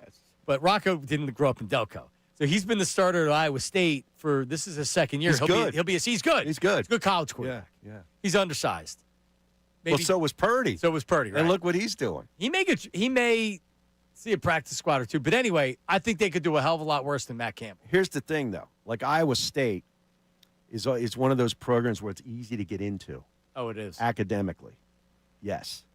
Like they take a lot of JUCO kids. Before it's all not this. Stanford if you're a football player. Right, but it's not Penn State either, is my point. So that'll be interesting. Well, I mean, wait, you tell me a 5-star recruit is getting passed on by Penn State because he, is a C instead of a B? Hey, I doubt that. I don't know how easy it is. Right? Come on. Come on. As long as they have they graduate from high school. It's a good school. They get him a tutor. It's a good school. I don't want to, kick dirt on the Penn State name. It is a good school. No, but I mean, Harry's pointed it's like Stanford. Stanford has legitimate, Stanford doesn't accept all players. Neither does Vanderbilt. Is that right? Yeah. Oh, Vanderbilt. Man, really? Does Penn State turn down players because of academics? I don't know if they used to. I know Temple wouldn't. No. Let's go. Come on. Come on, Ray. Can't you help broker that? Broker what? What power he wants to see here? Penn State's demise. Are you kidding me? No, not me. No. Oh, no. Hate to see it. No, I would never want to see Penn State's demise. So I think this is a good hire. All right, let me ask you a question. Yeah. If you knew the day you were firing James Franklin that your guy was going to be Campbell from Iowa State, would you have fired James Franklin? Yes, because I thought he would be in higher demand. I don't know why, because you're right. He was a hot candidate in NFL.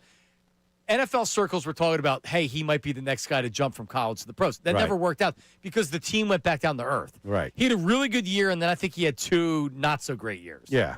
And then he's been back up the last 2 years. Iowa State's a place where if you win 8, 9 games, they're having a parade for you. Right. Right. And Virginia Tech, they'll be happy for 9 wins now. Oh, they'll love it. That They'll won't love be, Frank. That won't be okay in 5 years. They'll be running him out of town now. Yeah, but he could win 10, 11 games there, and they'll love him. They'll love him. Yeah. For sure. Yeah, I think you could have done a lot worse than Matt Campbell if you're a Penn State fan.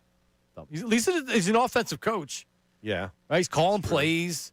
At least I think he's going to be calling plays. Oh, wait a second. Oh, wait a second. He's got some time before he has to start at Penn State. They already missed the whole signing window here. Why doesn't he come over here to Philly? Right. Really want to broker some favor here in Pennsylvania? You said he knows Nick, right? He knows Nick? I think they were college roommates. Played with Nick. No, I don't think they were roommates. I thought I saw Berman put that one out, that they were college roommates. They were roommates? Wait, the roommate was the Toledo coach. Hey, man, you can live with more than one person.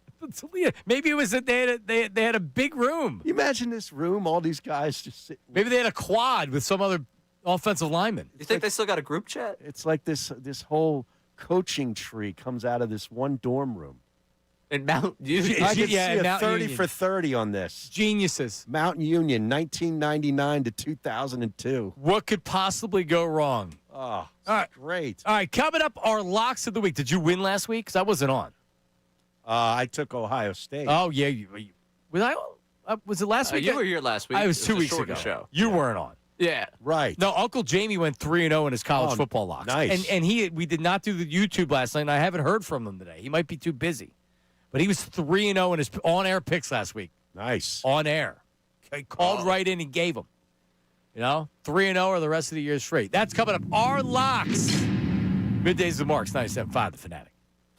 Now on 97.5 The Fanatic Sports Update. Chaos at the end. I'm Ray Dunn with this Fanatic Sports Update, and it's brought to you by Wawa. For holiday shopping made easy, you should stop at Wawa for gift cards for Wawa fans in your life and for fans of top brands like Visa, Sephora, Roblox, and more. Gotta have a Wawa. 76ers once led the Warriors by 24 points before collapsing in the fourth quarter. Found themselves trailing by a point in the final seconds of the game. Here's how it sounded right here on the Fanatic. Maxey dribbles to the right side, hangs, fires, short, rebound up, and in. Bona put it in. .9, Warriors inbound. Melton has it, blocked, and the Sixers win the game, and they storm the court. It was VJ Edgecombe that puts back the shot that Maxey took late in the game to give the 76ers lead. Maxey running back on defense, the block and the win for the Sixers. They're back in action tonight, 8 o'clock against the Bucks. You can hear that game right here on the Fanatic. And last night, chance of the Birds win the NFC East went up as the Cowboys lost 44-30 to the Lions on Thursday Night Football. That, of course, requires the Eagles to win some games, something they haven't done over the last 2 games. They're back in action Monday night against the Chargers on Monday Night Football. This update is brought to you by Super Sure. Do you own a small business? You need to hear this. A seismic shift is coming. You need to hear this. Oh, you need to hear this again. It's time to get Super Sure. Not kind of sure, not pretty sure, but Super Sure. Coming soon. I'm Ray Dunn for 97.5 The Fanatic.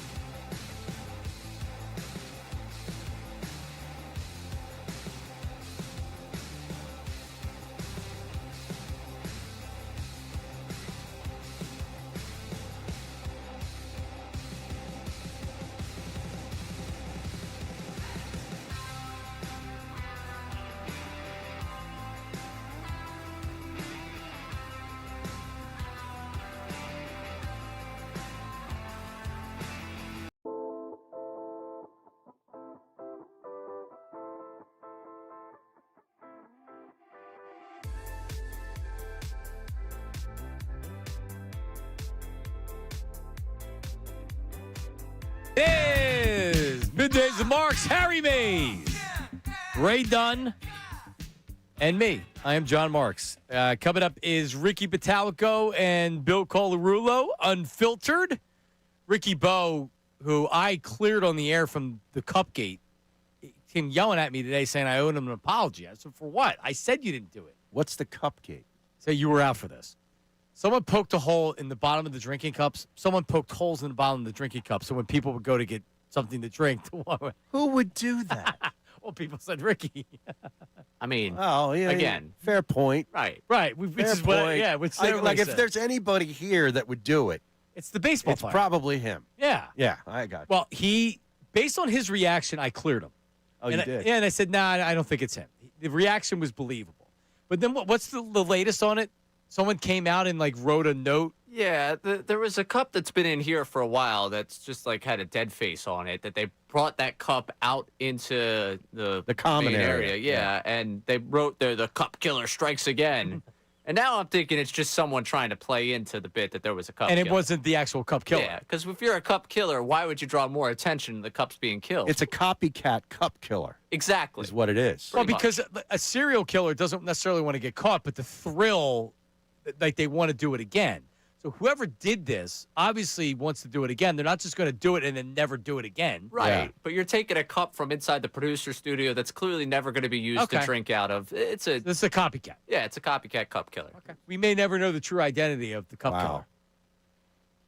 Anyway, Ricky Bo was cursing at me earlier, and I'm like, dude, what do you mean I owe you an apology? Ricky really has a problem with you.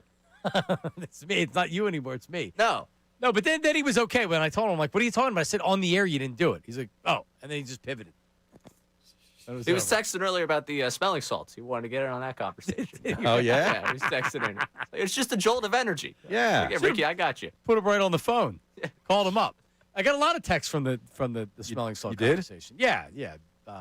Mike Miss called in and said that when he played baseball, he used to smelling salt. Oh, yeah? Yeah. Because he's like, it's ammonia packets. And I'm like, yeah. That's what it is. Someone on the text line said they now respect me because they were like, I never saw that guy as a guy that would indulge. I mean, it makes sense. Hold on, we're talking. Is this a drug? It's not illegal. It's not illegal. I know. But you guys are talking like it's illegal. The stuff I was doing was illegal. And I didn't do any of that stuff. I'm really trying to draw the line here before I become the drug guy around here. It would be hard to. Well, I'm saying, but you're kind of acting like the smelling salts. When you were talking about it, it's like, ooh, bad Ray. Well, everyone dangerous. Everyone assumes that smoking cigarettes and ammonia packets. Well, that's what I mean. Wow. I mentioned smoking a cigarette once on the air. It was about that? Watergate-like investigation of how, oh my gosh, Ray smoked a cigarette? Now there's pictures of you out there. Right, now there's pictures all over the internet. The smelling salts, people, I can't believe he would do that. I'm not doing anything crazy, guys. We need a meme now of you I'm a normal sitting guy. next to Jason Ivey, getting ready for a broadcast right at courtside, popping an ammonia packet. Boom. I'm boring as hell, guys. That? We know. All right, let's get to our locks of the week. Do we have a little football music to accompany that? There it is. All right, by the way, as always, lock it with Liberty Safes of New Jersey, the largest selection of safes in the tri-state area with showrooms in Mount Laurel and Hamilton Township, libertysafesnj.com. Their owners and operators, Brian and Darlene, met up with them a couple weeks ago. Been in business over 30 years, family-owned and operated, best selection, best prices. If you're in the market for a safe, and you should be, just check them out. From the minute you walk in to the minute it's delivered and installed for you, they're with you every step of the way. LibertySafesNJ.com. Harry, I'm going to start with you. What is your lock of the week? I'm going back to the well. The Buckeye well. Ohio State in the Big Ten Championship, I believe, is a 4-point favorite. Is that the line you're looking at, John? 4 is on the BetParks app. It's 4. Correct? Yeah, take 4. I'm taking the Buckeyes. Indiana's a good team. They got a really good quarterback. I think he's going to be a pretty good pro. But they haven't played a team like I know they beat Oregon early in the season, and that's their signature win. But this defense from Ohio State is it's like pro level. I think all 11 guys will probably play on Sunday. I'm taking Ohio State. No, I agree with you. They haven't seen a defense like this. Their offense is good, but their offense isn't winning the national championship this year. The defense Their wide receivers are unreal. Well, I mean, the athletes on the team are ridiculous. Incredible. That's unbelievable. And I'll go in the pros, too. I'll take one over there. Yeah. I'm taking the Washington Commanders at Minnesota in the return of Daniels to beat up on a bad Vikings team. Man, and those guys they know the season's over. Yeah. Is McCarthy's back this week? I believe so. He stinks anyway. Yeah, he's no good. All right. What's the number on that?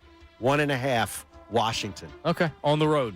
Yes. All right, Washington 1.5. Ray, what do you got? I got Ricky Bowen here talking smelling salts, but in terms of my pick for this week, it's going to be 17 degrees on Sunday out there in Green Bay. We saw what that Green Bay offense looks like when they played the cold here in Philadelphia, or when they played the cold out there. We know that the Bears right now are very much hyped up. I think they're going to come down a little bit to earth this week. They only put up 24 against the Eagles. The over-under in that game, 44.5. It's begging suckers like me to root for points in a game between two teams that look really good. That's why I'm going with the under. I'm taking an under. It might be the first time in my life I take an under, but it's going to be freezing out there. Don't believe in those offenses to air it out in that game and actually put up points. Close game. Give me the under in Packers-Bears. You know why he's really taking the under? Because then if Jordan Love throws for 400 yards, he says, "Oh, Jordan Love." Well, he doesn't have to go against him, and if he goes with him and the Bears win, he's a loser. So he's going to take the total. I mean, it's a Stone Packer line, but if I'm Ben Johnson, oh, man, this is ammo. We're 6.5-point underdogs on the road. We're the number 1 seed in the NFC right now. He's ripping his shirt off. To be fair, we all have talked about the Eagles quarterback in that game because the Eagles lost the game. I didn't think Caleb Williams was just airing it out against the Eagles. No. Yeah, so he's going to miss throws against the Birds. Well, the Packers' defense is legit, too. Yeah. Caleb Williams is not an accurate thrower right now. In the cold, against the Pack. Give me the under. All right, so my game is actually going to be the Rams bouncing back. Just an absolute brutal loss last week. They lost their number 1 seed, losing to the Panthers at home. I watched that game. 2 turnovers killed them. Yeah, Stafford wasn't good last week. Facing the Arizona Cardinals, Jonathan Gannon might be doing a death walk to getting fired after the season. Yeah. But this is going to be one of these games where the Rams are pissed and look out. Cardinals' defense is actually pretty good. Josh Sweat's having a hell of a season. But their offense, Jacoby Brissett is their starting quarterback. I think the Rams get payback in a major way. Take the Rams minus 8.5 over the Arizona Cardinals. Okay. What do you think of the? I mean, I honestly I totally stay away from this game. But the Steelers and the Ravens. Oh, I'm staying away. I'm not watching the Steelers anymore. They're on the no watch list, and I'm staying away from that game. Is Lamar going to play 100%? I'm not sure. I don't think he practiced on Thursday. We'll have to let Harry know on Tuesday. Yeah, you have to let me know. Okay. But I mean, the Ravens Ravens aren't doing anything to give you confidence in them. No. And Steelers either. You talk about that Panthers team, though. They fight. They compete. They do. They're coached. Like, that coach is doing a good job. Bryce Young is, hey, don't turn it over and we have a chance. Yeah. And but they'll fight you. They can run the ball. They have good defense. Yeah. They don't make a lot of mistakes. Coming up, we'll finish giving some of the picks because there's some other big pro and college games coming up this weekend. Also, our YouTube chat recap is all ahead. Middays with Marks, 97.5 The Fanatic. Hey, everybody, it's Bill Collins.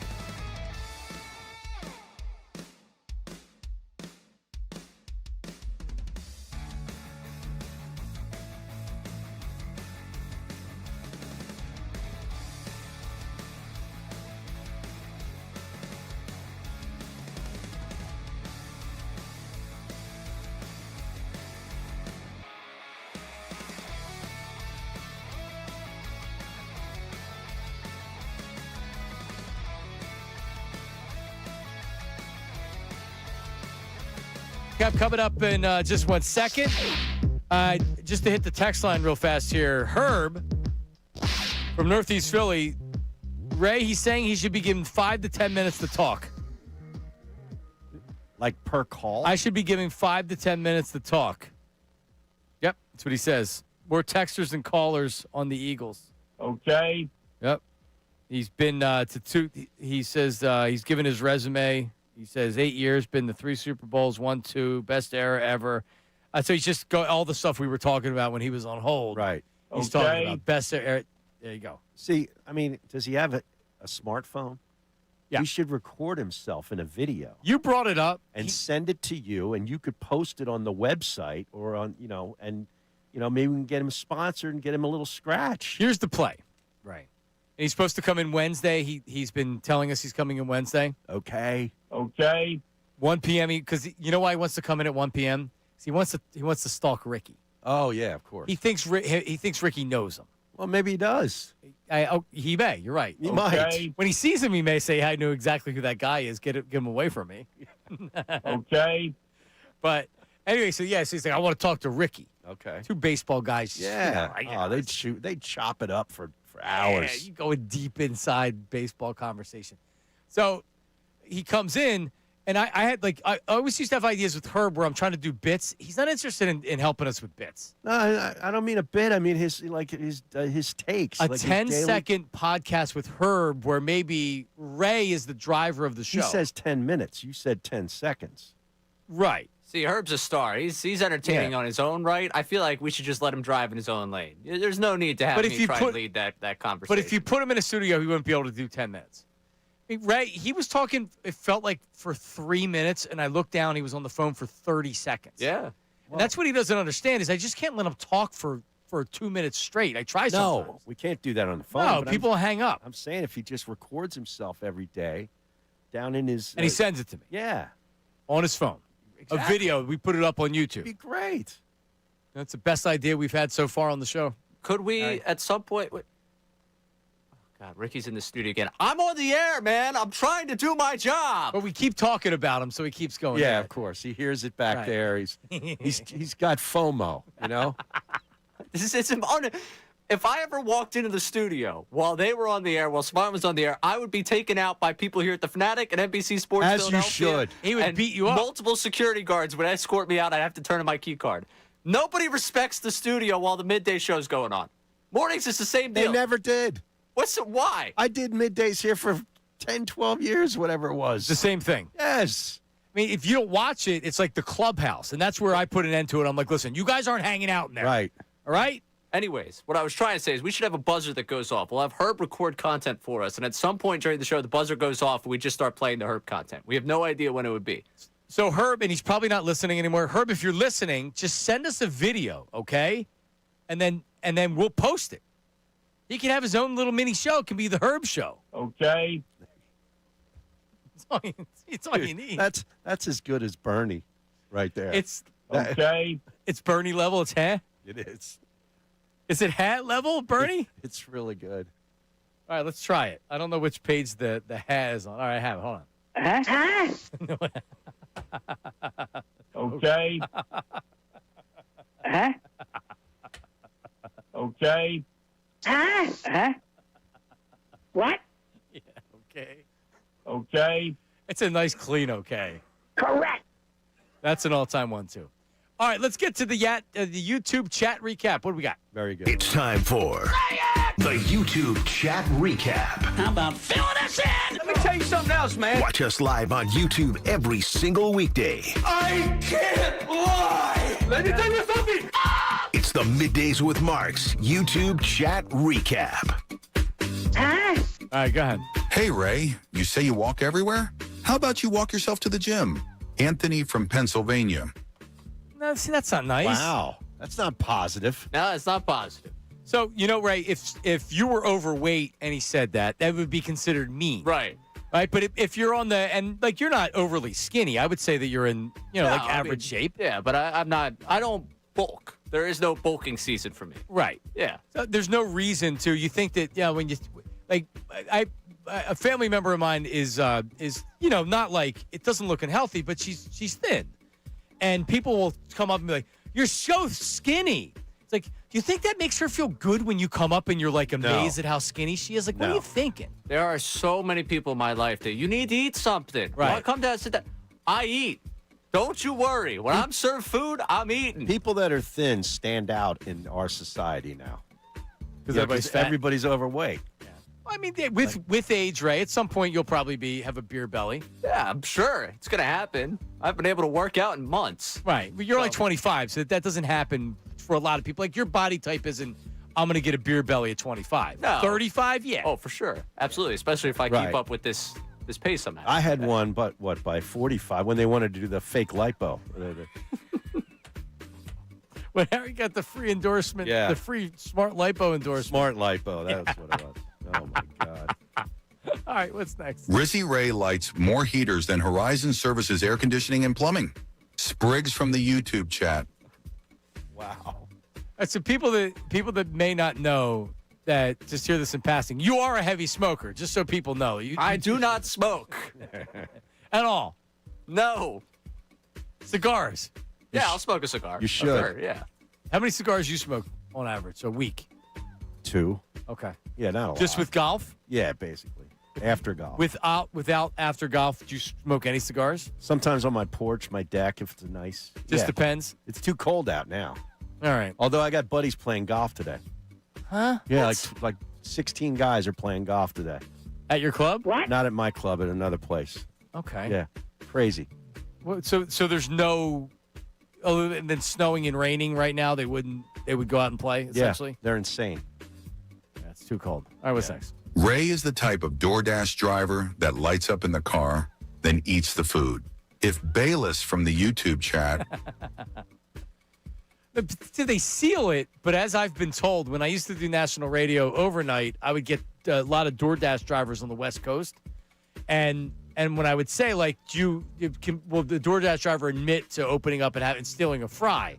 So guys would call in and be like, well, if the seal doesn't matter, like they put the sticker over the bag so it looks like if it opens. Right. It doesn't necessarily work like that. It's like in the deli. Right.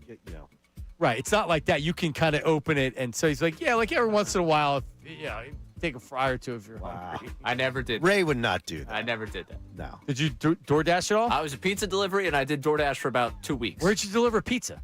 I was at home? Rossi's. Yeah. At Rossi's? Yeah. No way. Yeah, absolutely. Rossi's has a nice sweet sauce up in college. Oh, okay. You know who else was a pizza delivery guy? You? Tim McManus. I can totally see that. At the University of Rhode Island. He's got a great story. We'll ask him about it next week? Yeah, we'll ask. All right. Any more? Confidence and positivity go hand in hand. Confidence breeds positivity. Without confidence, all that's left is false positivity. Dan from Connecticut.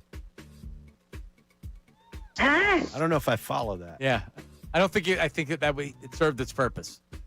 Yes. We're being positive, but we're not being false positive. But we're also not being overly positive. No. Right? We're just being positive. All right, what's next? I can't believe Johnny Mark said to pull up MapQuest for directions. Luke from Pennsylvania. It's not directions. If you pull up MapQuest, it gives you how many miles you are from a destination. So like we were talking about, what's closer, Kyle Schwarber, where he grew up, to all Great American Ballpark, or the premium outlets in Pottstown to Citizens Bank Park. I saw that on the chat, and I'm like, is that one of these boomer things? Like, oh, MapQuest, boomer. Is that what they said? Is that what it is? Kind of. It is kind of. Right. Yeah, that's right. How else would you determine how many miles it is? I don't know. I would never use the phrasing of MapQuest. Is more, I think, what people. ChatGPT. Yeah, I guess. Well, no, just go to my GPS. Go to my Maps. Well, I literally pulled up MapQuest on my phone and put it in. It's an app on my phone. Right. But it does sound boomerish, people are saying. Using the phrase MapQuest is a dating term. Is wow. What it is. I mean, it's not a bad thing. What was it, like 20 years ago? I didn't think like, I'm not printing out the things. Well, yeah. I didn't have the thought of, wow, John's old when you said it. So do you know why I use MapQuest in addition to Waze? With Waze, you can only start the navigation from your destination. You can't say this destination to that destination. MapQuest, it allows you to do that. Right. So you don't have to be at the current location on MapQuest. Waze is a battery drain. Do you use Waze? No. Yes, I do. Kills the battery. Well, you just have plug it plugged your phone in. What are you talking about? But no, he has a 2001 what do you Avalon. mean? My car doesn't anticipate technology. Oh, what do you have, a cigarette lighter? Of course you do, because you're smoking cigarettes. All right, we got one more here. The amount of times Herb says okay is the amount of times Ray takes a drag on a Marlboro Red. If Bayless... Wow. No, he's a Garmin Nuvi, one of the old style. Garmin. He's got a Garmin. He doesn't use the waste app. He can't. He's got to plug it into the cigarette. Do you really have a cigarette lighter attachment? He does. Yes. Well, what year's your car? Seriously. 2002. Yeah, no. Wow. There's no way. Yeah, of course you would have that. I had that in my Corolla. It was a 2006. 2002. I'm working in radio, man. They still have parts for that thing? We're going to find out. I'm taking it on Monday.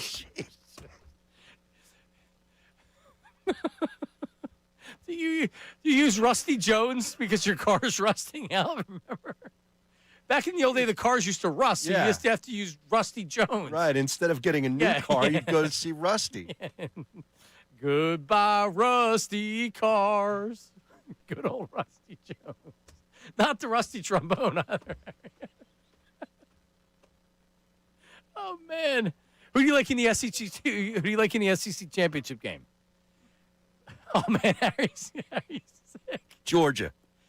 Georgia's, what did I say it was? 2.5. Is that what it is? Yeah, I like Georgia, too. I like Georgia. Alabama isn't consistent enough. I don't think Bama beats them twice this year. I agree. Yeah. And you like Ohio State? Yes. What do we got tonight? What are the big games tonight? The American Conference, 2 teams without coaches. Although I think they might be coaching in this game, but they're all committed to other jobs. Yeah, right, sure. We got, what else? James Madison plays tonight against Troy.